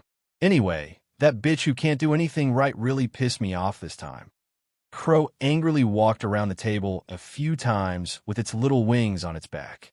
Suddenly, it turned back, its eyes shining. Idiot, I have another plan. Don't you have a plan? Huaishur was so scared that his face turned green. Every time you have a plan, I die a horrible death. Then do you want to listen? Crow asked. If you don't want to listen, then forget it. I'll listen. Huaishur nodded crazily. How would he dare not listen? If he listened, he might have a chance to live. If he did not, he would be played to death. Crow showed a gratified expression, nodded, and said, first, pick up your phone. Huaishur picked up his phone. Okay, then. Open the Astronomy Club's app. Next, click on the button for Emergency Report. Yes, that's it. End of the first 2 chapters. Chapter 4:03. Click the Emergency Report button below. Yes, that's it. Crow landed on his shoulder and guided him step by step. Take a picture of the Dream Watcher in a box. Focus. Okay, next, activate your LV6 copywriting skill and report to Jinling. The main point is that when you are sleeping, You dreamed of a pair of extremely lewd and despicable eyes. When you woke up, the dream watcher that you just bought became like this. Yes, write a bit more in this paragraph. Just write about how slutty that little b asterisk tch is. Oh, that's a good description, right? He followed Crow's instructions and edited it. He also deleted a lot of personal attacks on the Queen of Rotten Dreams. A beautiful report was written. 3,000 words were precise and ingenious. The format was perfect, the words used were appropriate, and the writing was beautiful. It vividly expressed the integrity and infinite love of a member of the Astronomical Society, as well as the panic and helplessness of a 17-year-old boy. Huaisha read it several times. He wanted to stuff this into the Book of Destiny to make up the word count. It was written so well, as expected of me. After clicking the send button, he realized that he had sent another small report to the organization. Crow sighed and said, "As the saying goes, dogs rely on their master's power. You unlucky kid, you haven't ridden the Astronomical Society's car yet. This time, we'll let you have a taste. Can't you find a better adjective? As long as you get the idea." Crow flapped her little wings happily. "This time, let's do something big." When Huaisha heard that she was going to do something big, he began to have a headache. "Don't get yourself into trouble again. Don't worry, I won't trick you." Crow was like a scumbag. She hugged Huaisha's shoulder and said that she would treat him well in the future. This made Huaisha feel more and more unreliable. Sooner or later, he would be played to death by this black-hearted woman. He raised his head and looked at the time. It was only 2:00 in the morning. Huaisha, who was physically and mentally exhausted, rolled his eyes. He lay back on the bed and fell asleep. 1 minute after the report was sent, the preliminary review report was sent to London Extension Watt. The staff on duty followed the regulations and sent 6 copies of the report to the Jinling branch, the Jingdu branch, the L4 headquarters, the Clock Tower Management Department, the Border Management Inspection Center, and the East Asia District No. 4 Management Countermeasure Center of the Central Command. 2 minutes later, the ear-piercing sound of a phone rang in the intelligence gathering room of the East Asia Division. Amidst the hustle and bustle of the bright lights, the phone was picked up by a palm. After 15 seconds, the summary of the information was completed. 2.5 minutes later, the preliminary sorting was completed and the results were out. 3 minutes later, the report from Shanghai Inspector Huaisha appeared in the database of the Clock Tower Management Department. It was listed as urgent. Hongqiao Beta Branch begins preheating preparation 3 minutes later. The Management Strategy Center approved the application for the emergency upgrade of the Asian border security level. At the same time, the new operation permit was issued. The command authority was transferred to the former Dark Army Secret Operations Division. The new supervisor's authority application report was approved and passed. At 4.5 minutes, an ear-piercing alarm sounded from the inspection ship on the Endless Sea. 5 minutes later, the Iron Casting Legion was on standby. 6 minutes, 7 minutes, 8 minutes. When the 9th minute arrived, the huge institution hidden behind the curtain had finished preheating. Thousands of personnel on duty began to perform their duties and tasks in accordance with the regulations. Tens of thousands of people received an urgent notice from the higher-ups and entered a standby state. A total of 301 people's holidays were temporarily canceled, and more than 600 emergency recall notices were sent to different depths of hell. Because the Astronomy Association raised its eyes and looked at the abyss under its feet again. 10 minutes later, Huaisha turned over in his sleep and began to snore. If you have a dream, do it. Don't wake up. The next day, at 8:00 in the morning, Huaisha's door was knocked on. The old man in charge of hosting the concert hall reminded softly outside the door, "Mr. Huaisha, you have a friend visiting. Would you like to wait in the lounge for a while?" "Friend?" Huaisha was taken aback. "Is it a man or a woman?" "It's a woman." The old man's answer gave Huaisha an ominous premonition. Looking back at the emergency report he had just sent out last night, the ominous premonition suddenly became stronger. 3 minutes, I'll be done immediately. Huaisha jumped out of bed and began to quickly wash up. After putting on his clothes, he pushed the door open and rushed to the lounge. As soon as he pushed the door open, He saw a slender silhouette in the spiraling fragrance of tea, but it was completely different from what he had expected. Yuan Yuan? The girl in the gray skirt heard this and raised her head slightly. Looking at Huaishi's confused look, she seemed to have noticed something. Mr. Huaishi, did you misunderstand something? It seems that I came at the wrong time. Huaishi reacted quickly. She did not say anything that would spoil the mood like, why is it you? After coughing twice, she sat down and put on a businesslike smile that she had learned from old Lu. What brings Miss Yuan here? At the same time, he secretly raised his guard. For some reason, he always felt a strange feeling in his heart. The calm and indifferent girl in front of him was not as simple as she looked. The purpose of coming to the Stellaris was not as simple as she said. Especially after learning about the existence of the finite society, he was even more vigilant. The world was always so crazy. Who knew what kind of madness was hidden under those beautiful faces? More importantly, when the girl looked at him with a pair of scrutinizing eyes, Huaishi's sense of crisis faintly rose in his heart. It was as if there was something dangerous hidden in her eyes. Yuan Yuan put down the teacup and seemed to ponder. Soon, she said directly, I came here this time mainly to apologize to you for Wang Su's stupid words yesterday. I hope this will not affect your relationship with Zhao. No. Huaishi waved his hand with a look of indifference. Anyway, he was satisfied with showing off. After that, he would not remember the names of some people. If Yuan Yuan did not mention this matter, Huaishi would have almost forgotten the name of that guy. That's great. Yuan Yuan smiled slightly, and her tone was slightly relaxed. Zhao's character is relatively unsociable. It seems that he has no friends. This time, to be able to see him get along so well with others, to be honest, I was a little surprised. He didn't give you any trouble, did he? No. Huaishi hurriedly waved his hand. We help each other and understand each other. Although Yuan Zhao is sometimes a little impulsive, he is still very good. Looking at the flawless smile of the girl in front of him, Huaishi felt that something was wrong.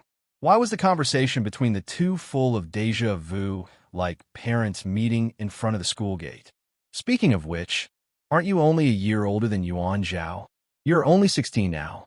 A certain someone who had completely forgotten that he was also 17 couldn't help but complain in his heart. In that case, I will not disturb you. I will take my leave, as if she had come specially for this. After Yuan Yuan finished speaking, she politely got up and said goodbye, which made Huaishi a little stunned. That's it. It's not good to leave so soon. Huaishi got up to send her off and habitually asked, Why don't you leave after breakfast? Yuan Yuan's footsteps paused, and she turned back to ask, Won't it be troublesome? Of course it will be troublesome. Huaishi could not help but want to slap his own mouth. Why are you being so courteous when you have nothing better to do? Just send her away quickly and be done with it. Why are you talking so much nonsense? Not at all. It's just a matter of a pair of chopsticks. Huaishi pretended to be generous and enthusiastic and waved his hand. It just so happens that I haven't eaten yet. Let's eat together. Then deference is no substitute for deference. Yuan Yuan readily accepted, smiled and nodded, and stood in the same place. The subtext seemed to be, Why are you still standing there? Hurry up and lead the way. So your Yuan family is so rich. Why do you have to take advantage of me for breakfast? Huaishi ignored the shameful incident of wanting to freeload lunch yesterday. He kept a smile and opened the door for her. Without waiting for Huaishi's order, the old man in charge of the concert hall had already prepared 2 breakfasts in the dining room and considerately prepared coffee and black tea. The breakfast was a Western-style combination of bread, toast, and fried eggs. The amount was not much, but it was very delicate. The fire control of the fried eggs was quite good. A little pepper and salt were sprinkled on the sun-fried eggs. After the fork poked the sun-fried eggs, the thick egg yolk flowed out, making people drool. It had to be said that it was quite pleasing to have a well-bred girl sitting across from him eating. After Huaishi took a few glances, he politely withdrew his gaze and bowed his head to eat his share. He paused for a moment. He seemed to have heard a short and fragmented sound, which made his back faintly cold. When he looked up, it seemed that there was nothing unusual. Yuan still had her head down, eating her share. She noticed his gaze and looked up in confusion. What's wrong? Is there something on my face? No, there isn't. Huaisher reluctantly smiled and lowered his head to continue eating breakfast. After finishing breakfast, Yuan put down the teacup and suddenly said softly, "Excuse me for asking, Mr. Huaisher, do you have any plans today?" "Ah, no need to be so polite. Just call me Huaisher like Yuan Zhao." Huaisher shook his head. "Although I'm waiting for a call from the astronomy committee, I'm quite free during the day." "What's the matter?" When he said the astronomy committee, he slightly emphasized the pronunciation and paid attention to Yuan's reaction. But of course, he did not see anything. Or rather, he was never the kind of person who was particularly good at reading other people's faces. If Yuan hadn't been so shocked that the teacup in her hand had fallen under the table, he wouldn't have been able to see anything at all. Yuan still smiled. "That's great." To tell you the truth, I've been practicing the violin recently." Yuan put her hands in front of her knees and said in a dignified manner, "I came to Stellaris this time because I wanted to buy a suitable zither and music score. But after looking at it for the whole afternoon yesterday, I really don't know what to choose. Can you give me some advice?" "Okay." After hesitating for a moment, Huaisher nodded. "If you want to go out, I'll change my clothes." "Please wait a moment." When Huaisher turned around, he heard the same fragmented sound again. It was like an illusion. He did not stop moving, as if he did not hear anything. He pushed the door open and went out. Just after Huaisher left, the girl sitting under the light bowed her head and elegantly picked up the teacup. Ah! In the shadow, the corner of her mouth slightly raised. In the corner, the blackbird quietly overlooked all this. As if foreseeing the next scene, her eyes became happy. Chapter 404. When Huaisher changed his clothes and walked out of the bedroom, the old man in charge of the concert hall showed a puzzled look. "Are you going to go out like this?" Huaisher was puzzled and looked down at himself. There was a simple gray iron windbreaker with defensive power, a pair of sturdy and durable overalls that had been treated with alchemy, a pair of boots that would not have a problem running over mountains and valleys, and a god-tier satchel that contained the sword of virtue and other equipment that could be used in emergencies. He was armed to the teeth, enough to deal with any trouble. Flawless. Is there a problem? The old man's expression suddenly became complicated. He put down the towel in his hand. "Please wait a moment." Within a few minutes, he came out of the warehouse with a set of brand-new clothes in a storage bag. He also chose a pair of leather shoes, a shirt, a tie, and a pocket handkerchief for Huaisher. After putting them down, he looked at the young man in front of him and asked, "Do you have the habit of using tie clips?" There's no need, right?" Huaisher hesitated whether to accept this kindness or not.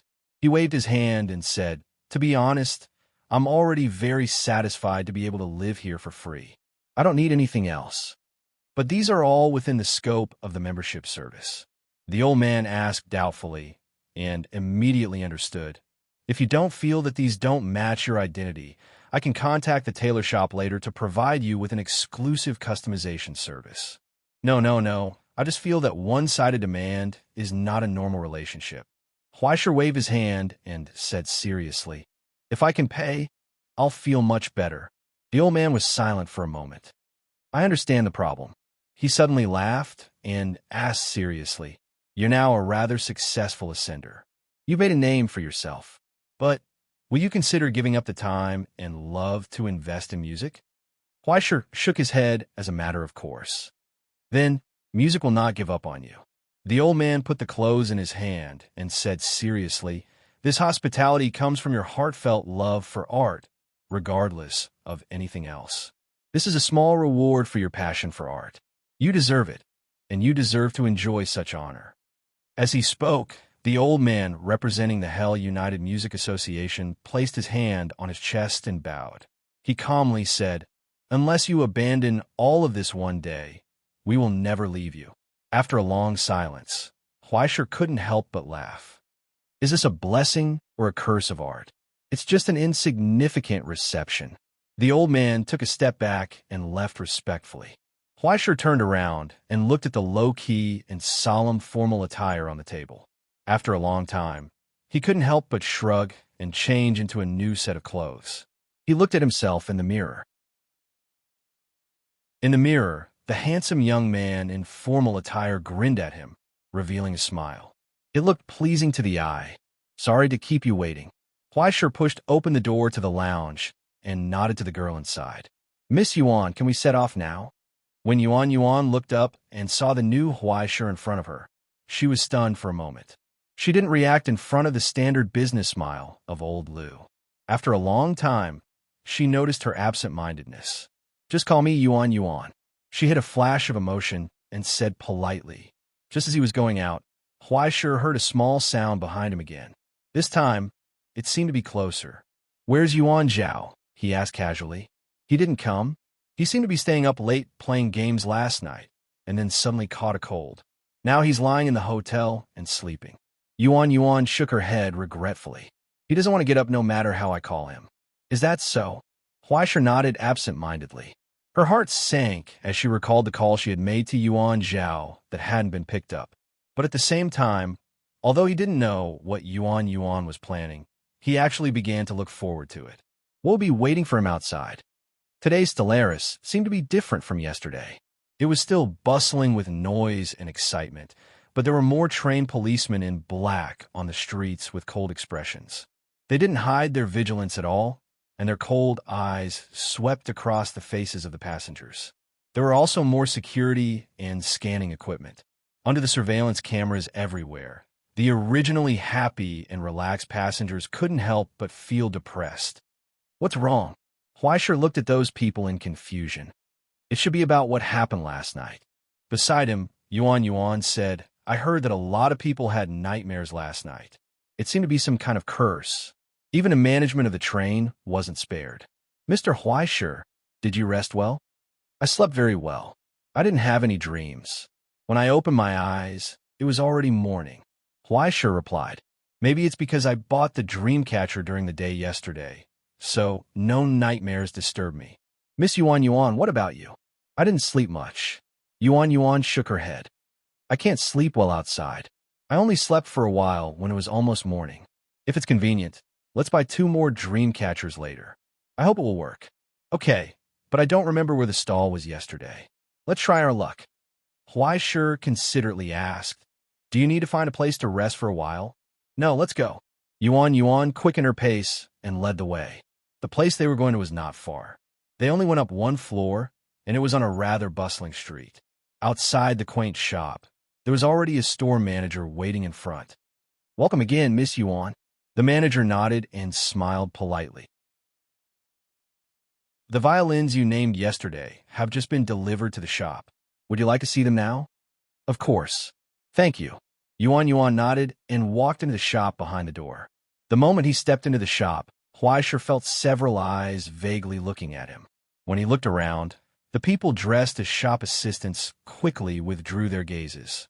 He didn't know if they had made preparations in advance or if they really wanted to buy violins. Soon, after black tea was served and they were asked to wait for a moment, 3 violin cases placed between aluminum alloy boxes and sponge were brought up. Just by looking at the 3 exquisite violin cases in the metal boxes, one could tell that the price was not cheap. Moreover, there was a faint fluctuation of origin substance. It was obvious that the painstaking effort and will of the violin maker was put into it. Even without opening it, Huaisher could feel that it was a rare masterpiece. After the violin cases were opened, the manager began to enthusiastically introduce the origin and history of the 3 violins. One of the oldest violins could be traced back to several decades ago.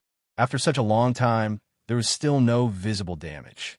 Under the careful care, it was even more precious. After the manager finished the introduction, Huaisher asked curiously, "Generally speaking, shouldn't there be a violin maker station in your shop to provide advice to customers at any time? Why don't I see one?" The manager's smile stiffened. His eyes moved slightly, as if he wanted to look somewhere. Then he restrained himself and showed an apologetic expression. Because of health reasons, The violin maker can't come to the shop to provide service to customers these 2 days. Please forgive the inconvenience. It's fine. Anyway, even if he came, he might not be better than me. Huaisher calmly waved his hand, but the manager's expression twitched. He didn't know if he admired Huaisher's face or was curious where this idiot came from to have such inflated self-confidence. In fact, there was no need to choose. The 3 violins were all rare and good violins. Moreover, the difference in tone was not big. Although the price was also very beautiful, it was not a problem for the rich and overbearing Gen family. The only difference was the suitable playing style. This was also not important for beginners. People who started to learn absolutely had to go through the most rigid and rigorous training to lay a good foundation. After 3 or 4 years of hard practice, they could talk about playing style. Talking to a novice about this was as absurd as talking to a primary school student about how to choose a university major. Huaisher casually pointed to the one that looked the best and suggested to Yuan, "You can try this one." The girl picked up the violin. After pausing for a moment, she skillfully played a section of the small concerto. This section of the performance was not bad. It was obvious that she had a good foundation. After a short performance, she looked back at Huaisher and asked for his opinion. "Very good. Although I haven't played the violin much, I can hear that your sense of sound is very good. Your basic skills are very good." Huaisher casually picked a few small problems and talked about it. Yuan bowed her head and played again. This time it seemed to be better. Her comprehension was very good, but the vibrato was always a little bit off. Huaisher stood behind her and corrected some of the omissions in her performance. Unconsciously, the 2 people were very close to each other. He could almost feel her temperature. Just as Huaisher was about to reach out and correct her finger technique, he heard a voice behind him. "Excuse me, can you show us your documents?" 2 patrolling guards walked into the shop and broke the original atmosphere. Huaisher took a step back and saw that the shop assistants had already gathered here. They seemed to be watching, and in the reflection of the glass of the cabinet, Yuan's smile flashed with a hint of gloominess, but quickly disappeared. "No problem." Huaisher handed over his documents and let them check. When they saw the sign of the Astronomy Association on Huaisher's inspector ID, the 2 patrolling guards were stunned for a moment. They respectfully took it with both hands, verified it, and returned it. Soon they left. Yuan picked up the violin again and was about to say something when she heard Huaisher's voice. "Sorry, I'm going out for a smoke." He directly pushed the door open and went out. There was definitely a problem. In the alley next to the pedestrian street, Huaisher leaned against the wall of the carriage. He lowered his head and lit the cigarette in the corner of his mouth, recalling everything that had just happened. If the guards didn't push the door open, what would have happened? He narrowed his eyes and pondered. A voice came from the side. "Can I borrow a lighter?" "Okay." Huaisher subconsciously handed the lighter over, but the other side didn't take it. When Huaisher looked up, he reacted and opened his eyes wide. "Why are you here?" Chapter 405. Under a sun hat that was particularly incongruous in the Stellaris, he was wearing huge sunglasses that covered most of his face like that of a tourist. But she was not wearing a fluttering white dress, but a rather capable woman's suit and leather boots. The visitor tilted her head and looked at him, looking at his shocked and seemingly frightened expression with a faint smile. Huaisher was sluggish for a long time. "Why are you here?" Let me think." AI Ching thought for a moment and said seriously, "Probably to prove that the boss who blacklisted you because you screwed up the hike is not so cold and heartless, right? It's really hard for you to say such a long string of words in one breath." Huaisher's eyes widened to defend himself. "Don't talk nonsense. I didn't say that to everyone." He quietly calculated in his heart. He just said 1, 2, 3, 4, 5, 8 times, 8 times only. AI Ching didn't speak, just looked at him until Huaisher put his hands together and sincerely bowed his head to beg for mercy. "Sorry, I was wrong. I feel that this time it's not you Dongri who came, which seems to have disappointed you." AI Ching glanced back at the shop. "Or Did I disturb your date with a young girl who is suspected of being in the Goodnight Society, which made you have a sense of panic of being caught cheating? Isn't the premise of cheating that I have a girlfriend? Huaisha rolled his eyes. You also found her suspicious. Thanks to an emergency report from someone, all the members of the East Asia No. 4 decision room had to stay up late last night to check all the 120,000 passengers on the ship. More than 4,000 people were preliminarily classified as suspects. AI Ching said, "By the way, I'm one of the people who stayed up late. This woman you're looking at hasn't slept for 48 hours, and she has to watch her former subordinate go shopping with the suspect and talk about art. Please be nice to her. Is there a kind girl who is nicer to a poor man who was blacklisted and abandoned after a failed elopement?" Huaisha really wanted to say this, but when he thought about how she had actually rushed here for his urgent report after disappearing for so long, to be honest, he was a little touched. "Thank you for your hard work. That's quite sincere of you." AI Ching nodded in satisfaction and took a step back. She raised her hand to show the ID in her hand and pointed the Golden Astronomy Society badge at his face. "Inspector Huaisha from Xian High," she announced. "Due to your outstanding resume and upright conduct, you have been temporarily recruited by the Central Command. Welcome to the former Dark Army." Following her words, the projection of the stars representing his military officials quickly appeared above Huaisha's head. Immediately after, a shadow-like gray edge appeared and adorned the stars. The thorny thorn emblem, which represented the authority of a field officer, was wrapped around it. The temporary authority change was completed, which meant that Huaisha's identity had jumped 3 levels within the Astronomy Society. AI Ching watched as Huaisha stared at the star indicator above her head with a curious expression. Only after he had his fill did AI Ching wave her hand and disperse the projection. "From now on, until you get out of the car, you have to listen to my orders. In short, if I tell you to jump out of the car, you will jump out of the car. If I tell you to take the blame, you will take the blame." She paused and asked seriously, "You should understand that I'm not making an analogy, right? I'm too familiar with this. I used to do it every day." Huaisha sighed. He patted the suit on his body and bowed to AI Ching. "Your tool, Huaisha, is online. Do you have any orders, madam? Then this will be the first order." AI Ching raised her hand and pointed to the cigarette in the corner of her mouth. "Light a fire for your boss." Huaisha raised his hand, rubbed a wisp of alchemy fire, and handed it over.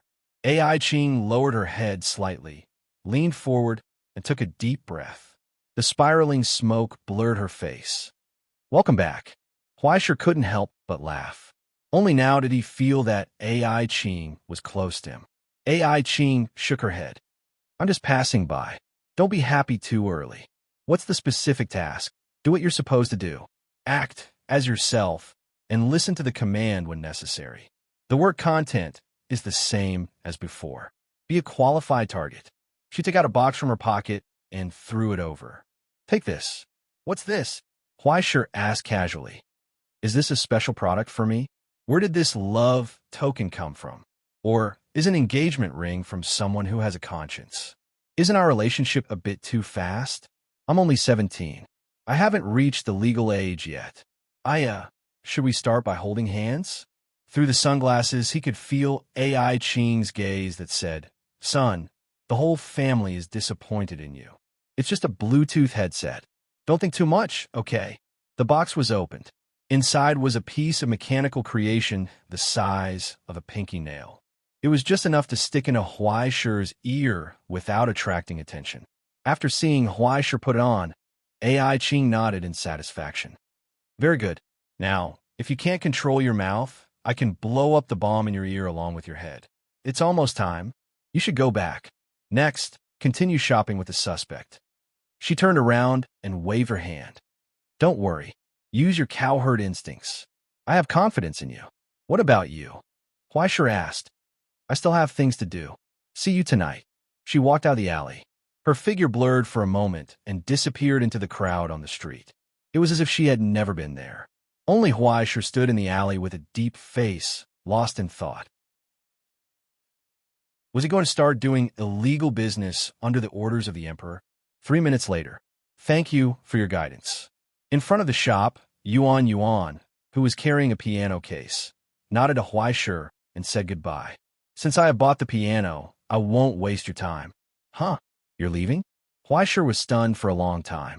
He was ready to fight a battle of wits, but he didn't expect that Yuan would leave. He didn't even have a chance to start a legal business. She really only bought a piano. Was she playing hard to get?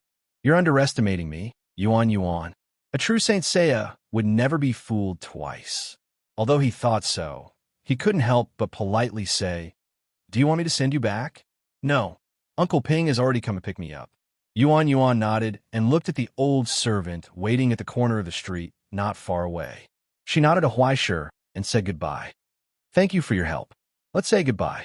After she turned and walked 2 steps, she stopped and turned back to ask, Will Mr. Huaishir also come back to the banquet tonight? Huaishir spent a long time to remember that she was talking about the invitation letter sent to him by the host of the concert hall.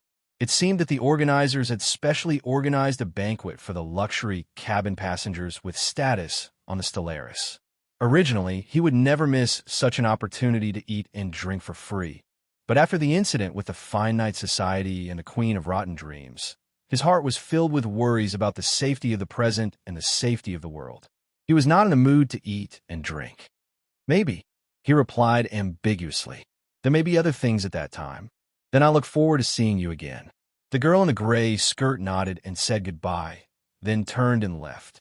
Only the confused Huaishir was left in the same place, not knowing what was going on. He wasn't sure if Yuan had anything to do with the Fine Night Society, but there were still too many mysteries that he couldn't solve, leaving him puzzled. But when he turned and left, he heard a distant and fragmented voice behind him. It was like an illusion, but it made Huaishir feel like there was a knife on his back. He stiffened for a moment and turned back abruptly, but he saw nothing. Only in the depths of the crowd, the slender figure of the girl gradually walked away. Her fluttering gray skirt was swallowed by the crowd and could no longer be seen. In the captain's room of the Stellaris, it was not a narrow and cramped carriage, but more like a glorious and gorgeous palace. Under the exquisite decoration, the rare sunlight shone down from the mimicry window overhead and fell on the desk. Someone from the Astronomy Society? The dignified old man lowered his head and flipped through the report, looking at the overly young face in the information, and couldn't help but sneer. After so many years, the directorate is getting more and more outdated. Any cat or dog can be an inspector. With that said, he looked up and ordered his assistant. Send someone to contact him, tell him to behave, and don't make trouble on the bus. There's no need to be rough. Didn't the information say that he has a rotten relationship? Give him a few women and let him have fun happily and get out of the car. The assistant nodded and left. Then, he threw the information into the trash can. Work continued until the internal phone rang again. Mr. Rudolph, a commissioner from the directorate, is here to visit. The Astronomy Society again? Rudolph frowned unhappily, but in the end he adjusted his bow tie, straightened his body in the chair, and said to the internal phone, Let him in.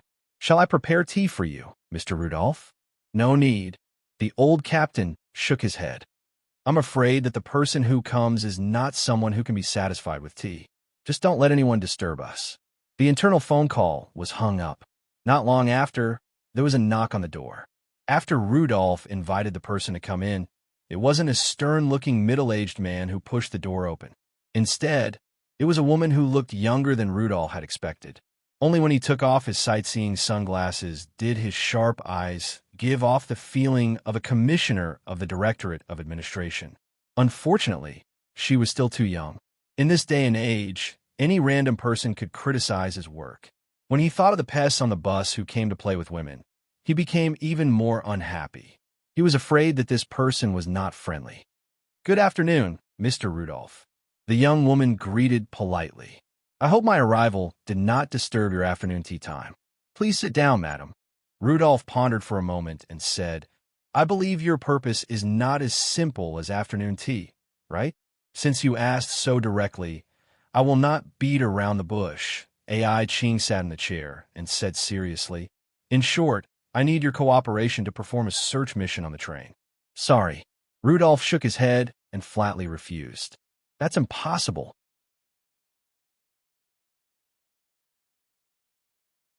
Chapter 406. The atmosphere of the conversation stiffened in an instant. Faced with Rudolph's tough refusal, AI Ching did not get angry. Instead, she crossed her fingers and placed them on the table. "Can you give me a reason?" "Mr. Rudolph, you didn't even listen to what I said. It's just a small operation. I just want to check the list of passengers on the Astral.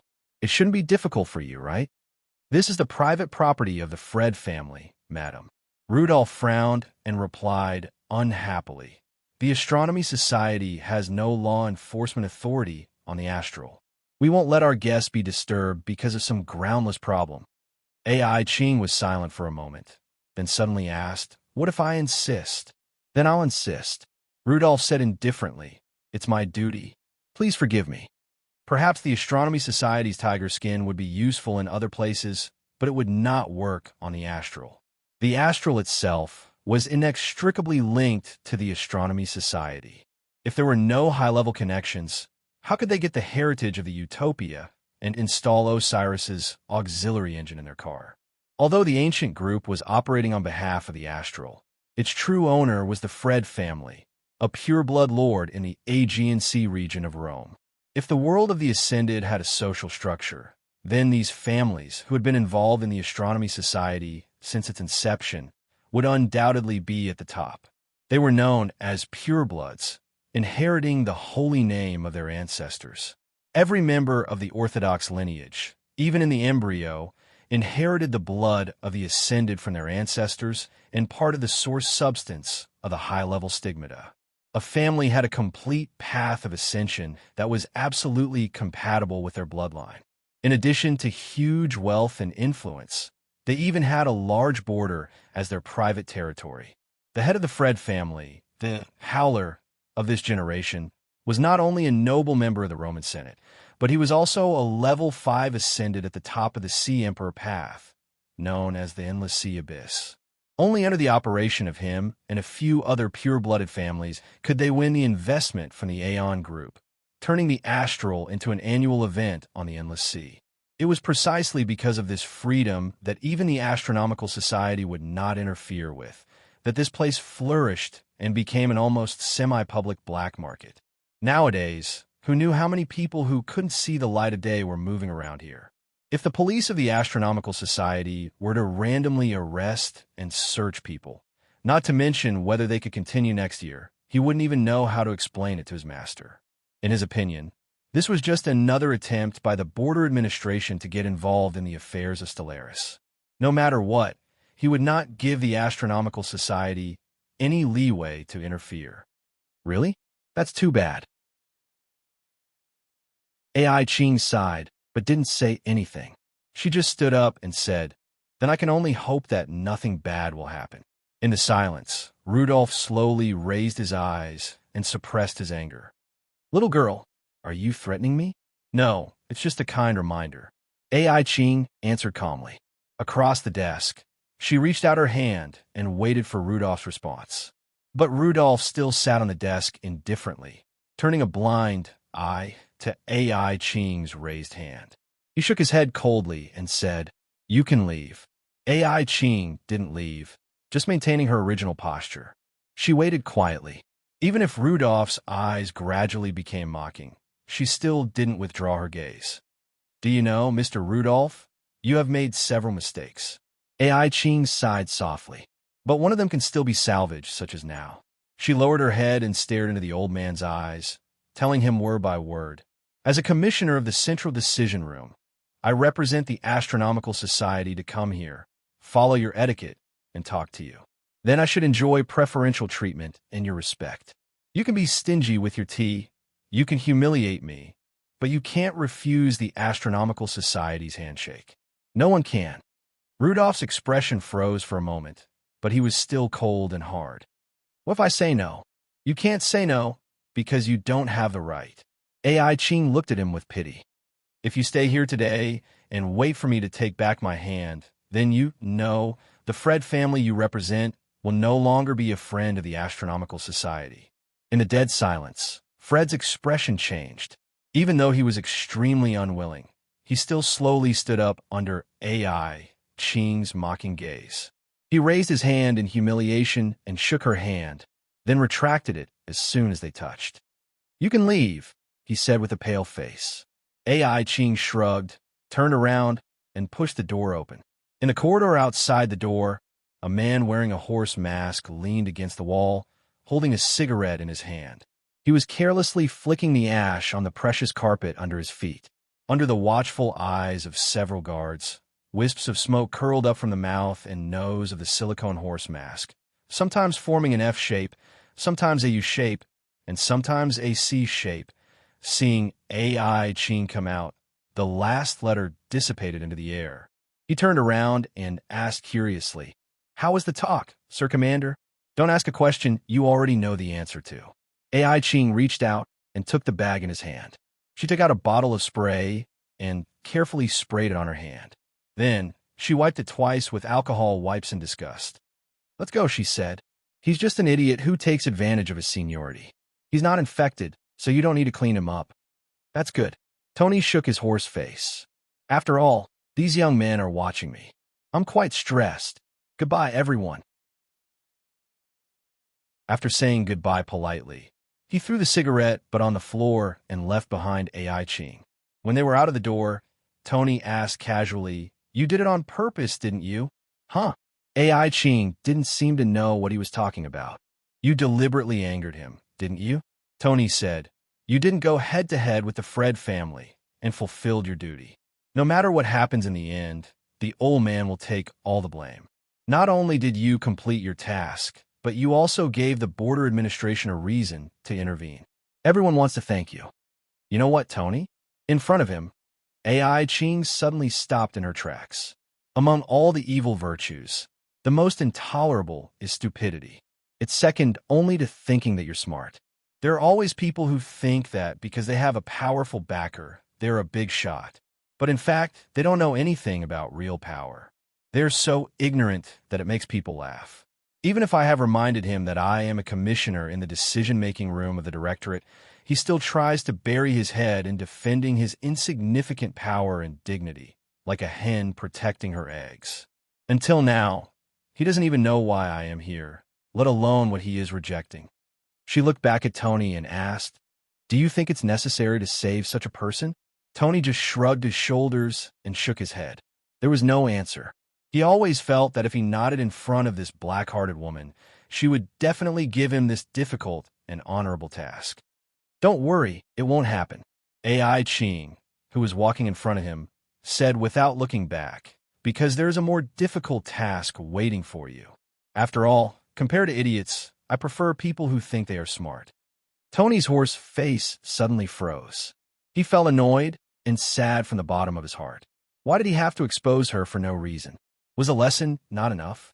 With such a boss, he felt that he had to start thinking about where to open a hair salon after he retired from the military. He heard that the hair transplant industry in Shambhala was very developed. It seemed that he could consider it. In the captain's office, ever since AI Ching left, Rudolph had fallen into a strange state of uneasiness, anger, and a hint of panic. It was as if something had gone wrong. After rejecting the next few meetings, he pondered for a long time. In the end, he wrote a detailed report about the arrival of the commissioner of the Astronomical Association and reported it to the higher-ups. Then he paced back and forth in the office, waiting anxiously. It was not until the evening that he received a response from the higher-ups. As soon as he opened the email, his heart sank to the bottom of the valley. It was ice cold. The official content of the email was only 2 words. It was an angry reply from the family head. Short and direct. Trash. At about 3 o'clock in the afternoon, Huaisha finally heard the first good news in a row. His violin had finally arrived. It was sent through the special channel of the Hell Music Association and was sent to Huaisha's room by the old man in charge of the concert hall. There was another piece of news. In a few hours, the local association may temporarily move, the old man said please forgive me for asking, but do you plan to go to the capital?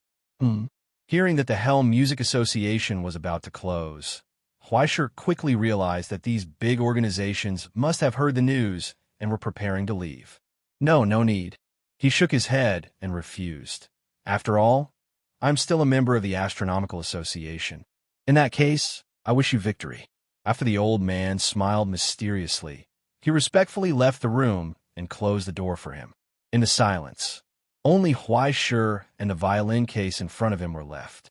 Just like the swordsmen in wuxia novels who could feel the sword energy, Huaisher sat in front of the violin case and could feel a faint resonance from it. More importantly, it was now time to open the treasure chests. Huaisher rubbed his hands, took a deep breath, and opened the buckle. He was ready for a surprise.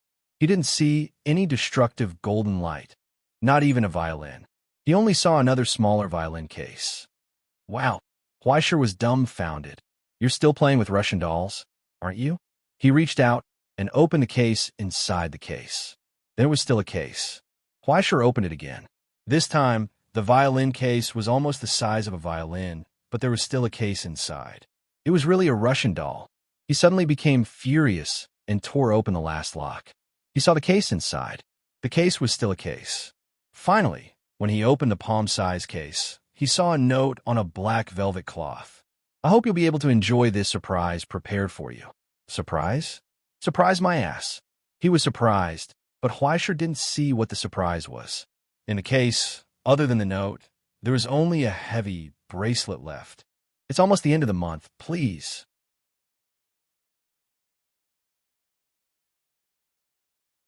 Chapter 407. Where's my cello? Where's my big cello? Did you guys steal my equipment? It wasn't until the furious Huaisher picked up the bracelet and carefully examined it that he was finally able to see the faint outline of a cello from the amber ornament on the bracelet. So this was the surprise? We made a specimen of your cello and placed it in amber. Are you surprised? Are you happy? With a sliver of trust in the Music Association, Huaisher followed the instructions on the back of the slip of paper and fastened the bracelet onto Huaisher's arm. It was made of 4 or 5 millimeter thick metal rings. At first glance, it looked like some kind of watch. A square piece of amber was embedded on the back of his hand. The symbol of the Hell's United Music Association was engraved on the front, but after being modified by alchemy, it was shockingly hard. It probably wouldn't shatter even if it took a direct hit from a bullet. If Huaisher was confident in his skills, he could even use this thing as a small shield. Even though it looked like he was playing with an entire village, the amber could still be flipped upside down. The position of the amber could be flipped over. After flipping over, the delicate outline of the violin would be revealed. The slip of paper said to inject origin substance. Huaisher injected the origin substance. Then, he was almost blinded by the sudden appearance of a bow. Huaisher subconsciously leaned back. Immediately afterwards, he saw a massive cello fly out of the amber. He hurriedly caught it. It wasn't heavy. Rather, it was unexpectedly light. For a moment, Huaisher wasn't able to stop in time, and he almost fell backwards. When he steadied himself and carefully examined the cello, he discovered that the temperature of the cello seemed to be exactly the same as his body temperature. More importantly, his body sense of touch spread out as Huaisher's 4 fingers touched the board.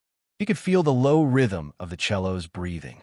He very quickly realized that it was his own breathing. His origin substance and his perception flowed through the body of the cello, and the sound of his heartbeat echoed within the cello's resonating cavity. It was still the same familiar shape and the same feeling, but inside, it felt as if it had been reborn and had become completely different. When Huaisher gently pulled the strings and the first note flowed out, it was as if a thin, lingering sound was dancing in the air and echoing in his body. Do you want to try playing? The old man who appeared at the door smiled and handed over a music score. The concert hall is ready to be used at any time. Doesn't it cost money? After Huaisher accepted the music score, he could sense the ancient origin substance contained within. Without a doubt, this was a precious piece of music from the Society's collection. Huaisher had seen the exchange price list. Every single one of them was so expensive that it made him cry. However, every one of them had a huge attraction, causing him to grit his teeth and hover between spending money and saving money. This is part of my collection. It's not part of the association's collection. The manager smiled and asked, "If you don't mind having another audience, can you let me experience your performance skills? Isn't performing meaningful because there's an audience?" Huaisher also smiled. "Then, please excuse my rudeness." The manager nodded and snapped his fingers. In an instant, Huaisher's vision blurred, and he was already sitting on the stage. The old manager had changed into formal attire and sat in the front row, looking forward to the start of the performance. "Please begin, Mr. Huaisher." Then, a beam of light shone down from above Huaisher's head, illuminating the place where he was and the music score on the shelf that moved without any wind. Edgar's Cello Concerto in E minor. "I feel like it's going to be difficult." Huaisher took a deep breath and calmed his mind. He stared at the music score that seemed to gradually come alive. Subconsciously, his fingers moved. A low and sorrowful sound of the zither burst out from his fingertips. He didn't even read the score carefully. It was almost like he was playing it by sight. The moment his eyes saw it, his fingers reacted. Huaisher himself hadn't reacted yet, because he was so focused that he forgot himself. It was as if his body had suddenly become empty, and he had abandoned all distracting thoughts. In this meditative state, his body began to move instinctively, and the origin substance began to move, smoothly playing the first part of the movement. Then, countless phantom-like violinists slowly appeared behind him. They bowed their heads and provided an incomparably fitting accompaniment for this performance. They followed Huaisher's melody. Their remnant spirits were guided by the notes of the cello and merged into the gradually vast and mighty, sorrowful movement like flowing water. So beautiful. Subconsciously, the manager leaned forward, wanting to get closer. His two eyes were shining. As if they were burning with flames, he was intoxicated by the melody. "Yes, that's it." "That's right." The old man grabbed the armrest excitedly, but he was desperately restraining himself from crushing the armrest. This kind of melody, this kind of performance, wasn't it what he had always yearned for? Wasn't it because he was intoxicated by the pure beauty of art that he served the association so that he could often listen to such outstanding performances? It was too sorrowful, but also too beautiful. This kind of melody, no matter how many times he listened to it, he couldn't get enough of it. Now, the low and sorrowful sound of the cello floated towards him from the stage. It was like a farewell hug, carrying a sweet sorrow as it tightly gripped his hands. The lingering sound spread out from his bone marrow. The sound of the cello gradually rose, rapidly rising from the reverberation. After a short pause, the low sound of a horn and the sound of a clarinet burst forth from the sorrowful, lingering sound. As a result, the reverberating sound of the cello rose again, turning into a wave that swallowed the entire concert hall. The vast and solemn performance thus began. Huaisher bowed his head amidst the surging melody. His hands gripped the bow as he controlled the vast and mighty current. Amidst the pure performance, the origin substance in his soul burst forth, brewing and colliding with the cello's resonating cavity. In the end, it actually formed a faint qualitative change. This was the combination of the countless strands of vitality in his blood and the ashes of the origin substance. Along with the melody, the mountain ghost's sacred mark sang a sonorous and sorrowful song. Countless abyssal life forces were constantly changing in this sorrowful cello melody, as if they could change at will, from flowers to trees, and then from trees to vines. The cycle repeated until finally, the abyssal life forces that were originally unevenly distributed seemed to have been reconstructed. Whether it was the quantity or the quality of each other, there were faint changes. They precisely completed the balance in the movement, harmoniously combining with each other, forming a complete abyssal plant ecosystem. Vigorous growth. The mountain ghost's sacred mark was constantly extracting Huaisher's ashes, absorbing nutrients from the darkness and death of the ghost, and the power of life sprouted. After the cold winter passed, Hundreds of flowers bloomed on the fields of spring. He had never experienced such a harmonious feeling. Huaishir seemed to have once again returned to the time when he was advancing, transforming into countless plants, uprooting and growing in the soil and rocks, branching and sprouting. Regardless of whether it was spring, summer, autumn, or winter, he coldly overlooked all the sorrowful changes in the world. He quietly gazed at the withering glory. Until time passed, he woke up from his dream, immersed in the lingering sound. He let out a long sigh. After a long, long time, the sound of applause came from below the stage. "Thank you for your performance, Mr. Huaishir." The manager slowly stood up and bowed to the performer on the stage. "Wonderful performance. It was worth the trip. I'll take this as a reward for your warm hospitality over the past few days." Huaishir nodded reservedly. "I should be the one thanking you." It was as if he had gone through a fierce battle. He was exhausted, and his origin substance was depleted. However, his spirit was unexpectedly full. He was bursting with energy. Even though he hadn't played for a long time, his fingering hadn't become rusty. Now that the cello had undergone a complete transformation, he was like a fish in water. His technique had advanced by leaps and bounds. He didn't know whether it was because he had entered an explosive period after a long period of settling down, or because he had grasped the charm of this piece of music during this period of time. The effect of his performance was even more astonishing than he had imagined, and the feedback it brought was even more frightening. Cello Performance LV-15, Sword and Blade Technique, Performance Technique LV-13. This wave of experience had given him too much. His cello performance skill, which had been dormant for a long time, had risen by more than half a level. If this had happened in the present world, Huaishir would probably have won so many awards that his hands went numb. Even his sword and blade technique, performance technique, had benefited greatly. It had risen to level 1.5 and was no longer the same as before.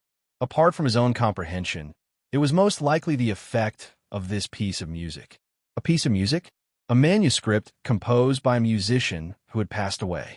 It contained the origin substance that had been condensed from the transformation of exquisite art, giving it an effect similar to that of a relic from the border. Huaishir carefully picked up the piece of music, which had already begun to turn yellow and curl up, and handed it back with both hands. This time, he had gained too much of an advantage. There was a limit to the number of times a piece of music could be used. After Huaishir took the lead, its effect would probably be greatly reduced, and he would only be able to use it a few times. The manager did not take it. He just smiled and said, "It's a piece of music that I happen to collect. It's of no use to me. After all, I'm just an audience. It can only be used in the hands of someone who truly loves it, right?" He said, "If you feel bad about it, you can play a few more times for me next time. Thank you for your kindness. I'm very grateful." Huaishir did not refuse again.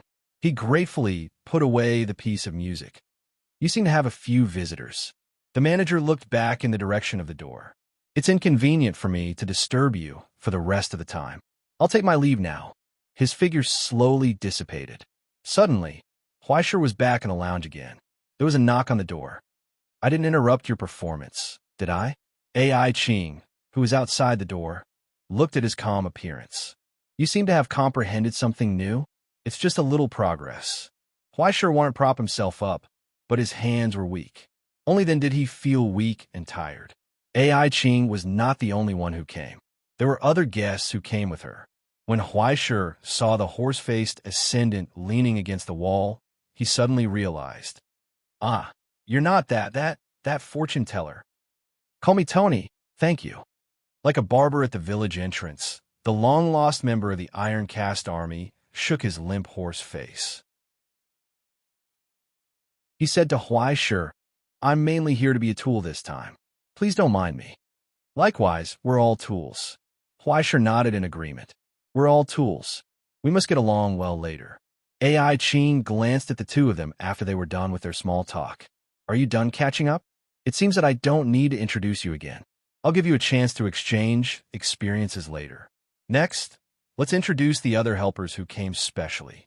She stepped aside, revealing the guests in the corridor.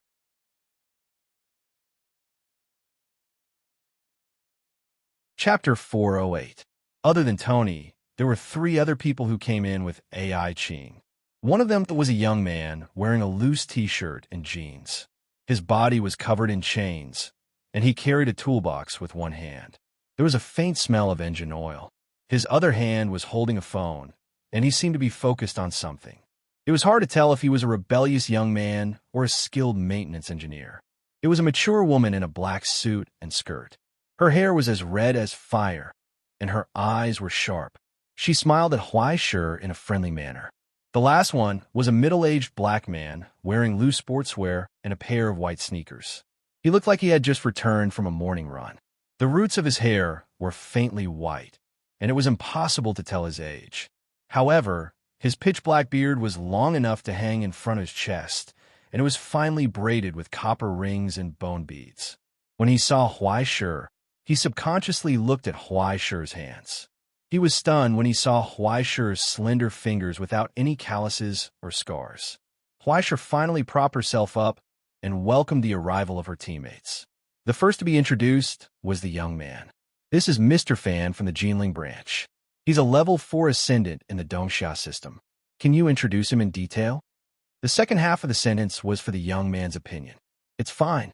It's not like he's a rare thing.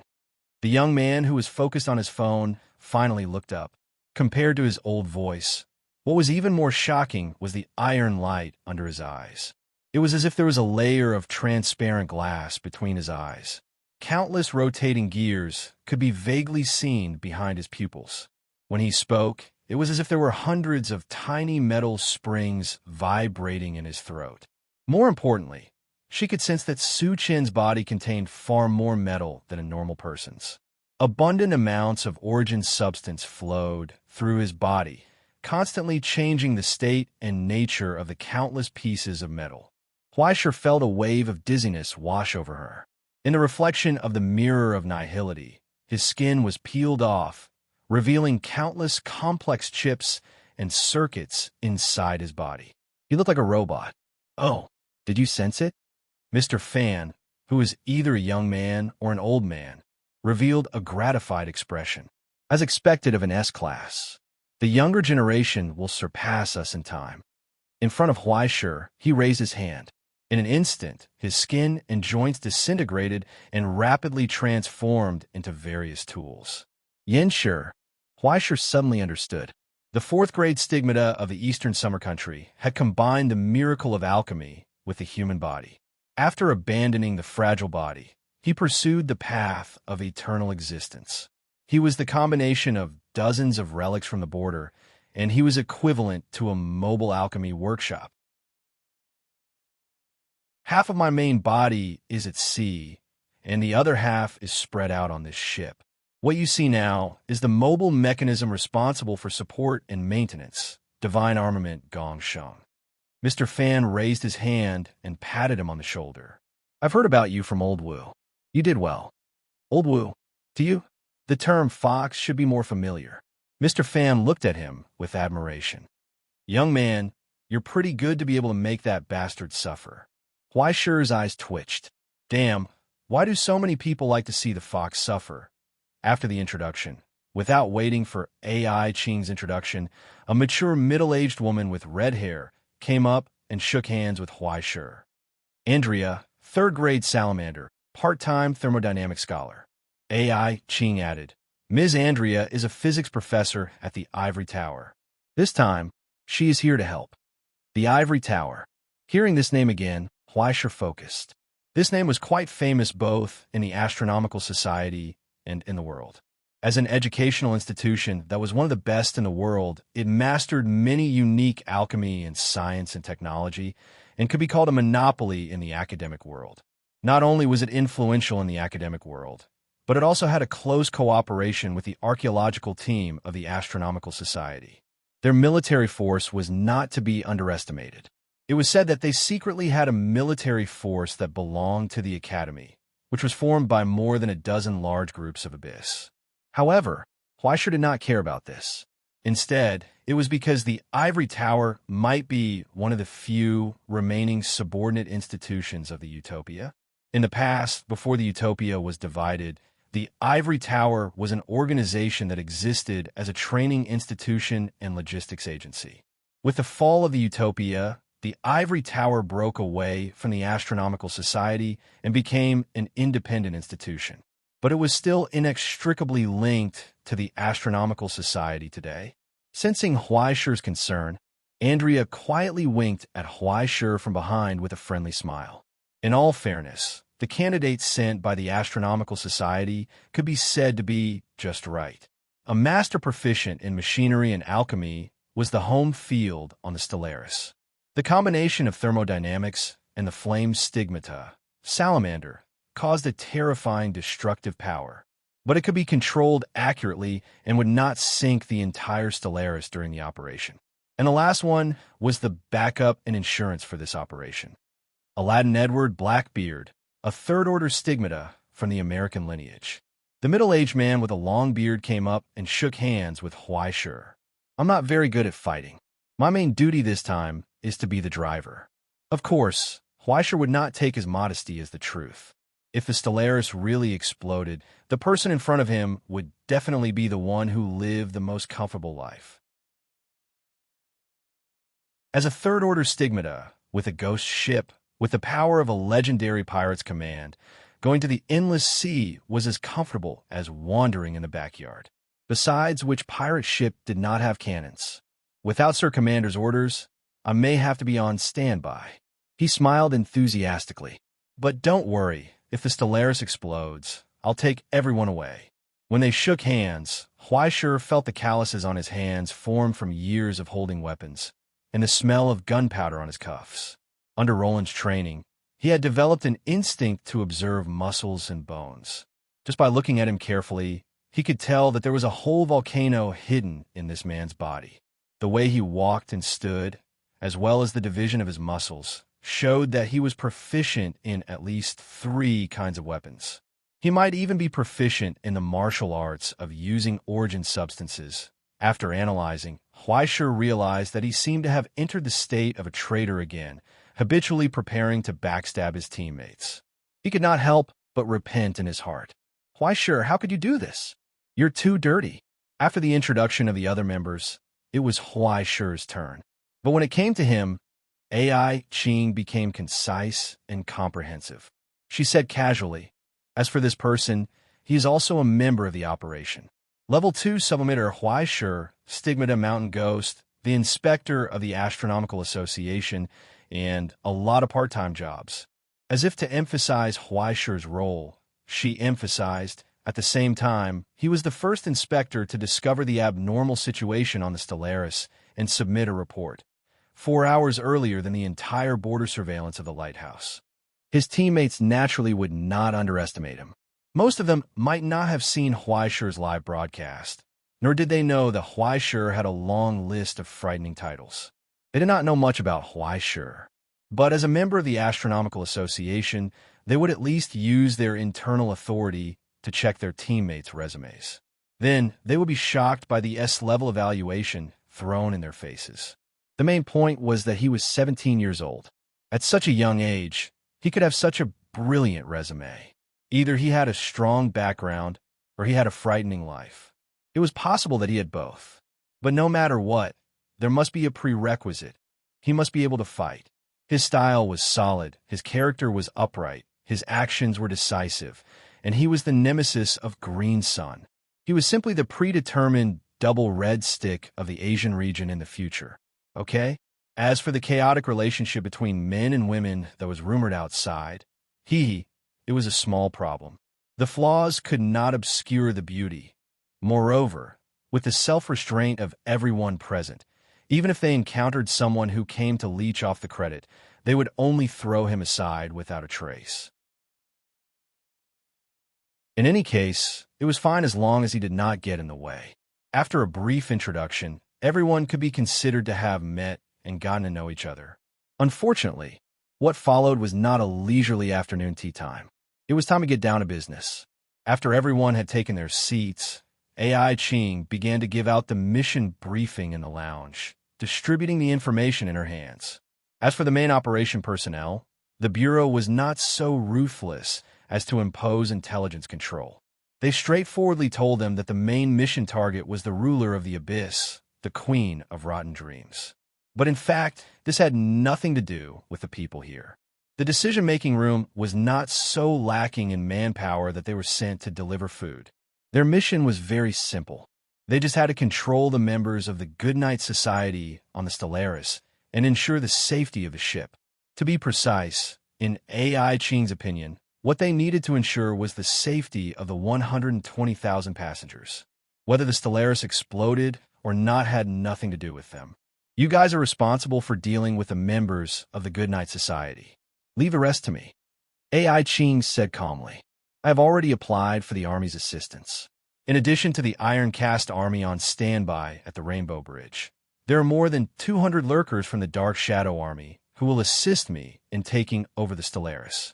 Thanks to a certain captain who is trying to mend the pen after the sheep is lost, the next operation will be much easier. Just half an hour before coming here, she had already obtained control of the Stellaris from Rudolph and completely grasped the initiative. Tony was actually right. She actually did it on purpose. In order to make Rudolph jump into the pit, she did not even show the official documents from the Bureau. But Tony had been a tool for too long. He only guessed her motive, but did not understand her purpose. Her purpose was not to make Rudolph take the blame, but to obtain the initiative on the Stellaris without compromise. Most importantly, before the operation began, all the obstructing management were swept away, directly going to the door and lowering her head to talk about cooperation. How could it compare to someone suddenly repenting and handing over the control of the Stellaris with both hands? Otherwise, she would have to go through the tug-of-war negotiations first, and in the next operation, she might even be a hindrance. In order to protect the Stellaris, she did not know how many twists and turns and how much trouble she would have to go through, and, in the end, she would have to share the credit with others. Why should you take all the good things? It was better to throw this kind of hindrance into the endless sea first. If she simply wanted to find a scapegoat, she would never have paid a visit so early. Instead, she precisely timed the operation before it began. She would not give Rudolph. No, it should be said that the Fred family behind him had such a long time to react. No matter how smart Fred was, it would be useless to put the blame on him. It had to be said that communicating with the eldest daughter of the Grand Duke of the Howlers was a very pleasant thing. Talking to smart people was easy and simple. But the disadvantage was that smart people were often very smart and could not take too much advantage. Thanks to Rudolph's reckless action, this time, Ai Ching not only obtained the control of the Stellaris, but also made the eldest daughter of the Grand Duke owe her a favor. As for how to use this favor to maximize the benefits, it needed to be discussed in the long run. The most important thing now was to clean up the finite society. This was the first time she had monopolized this aspect. No matter who it was, no one could mess with her. No one could King think about it. End of 2 updates. Love you, Mua. Do you have a monthly ticket? You're tuning in to the Warrior Lore YouTube channel. Don't forget to subscribe and join us on this journey to catch the most captivating stories.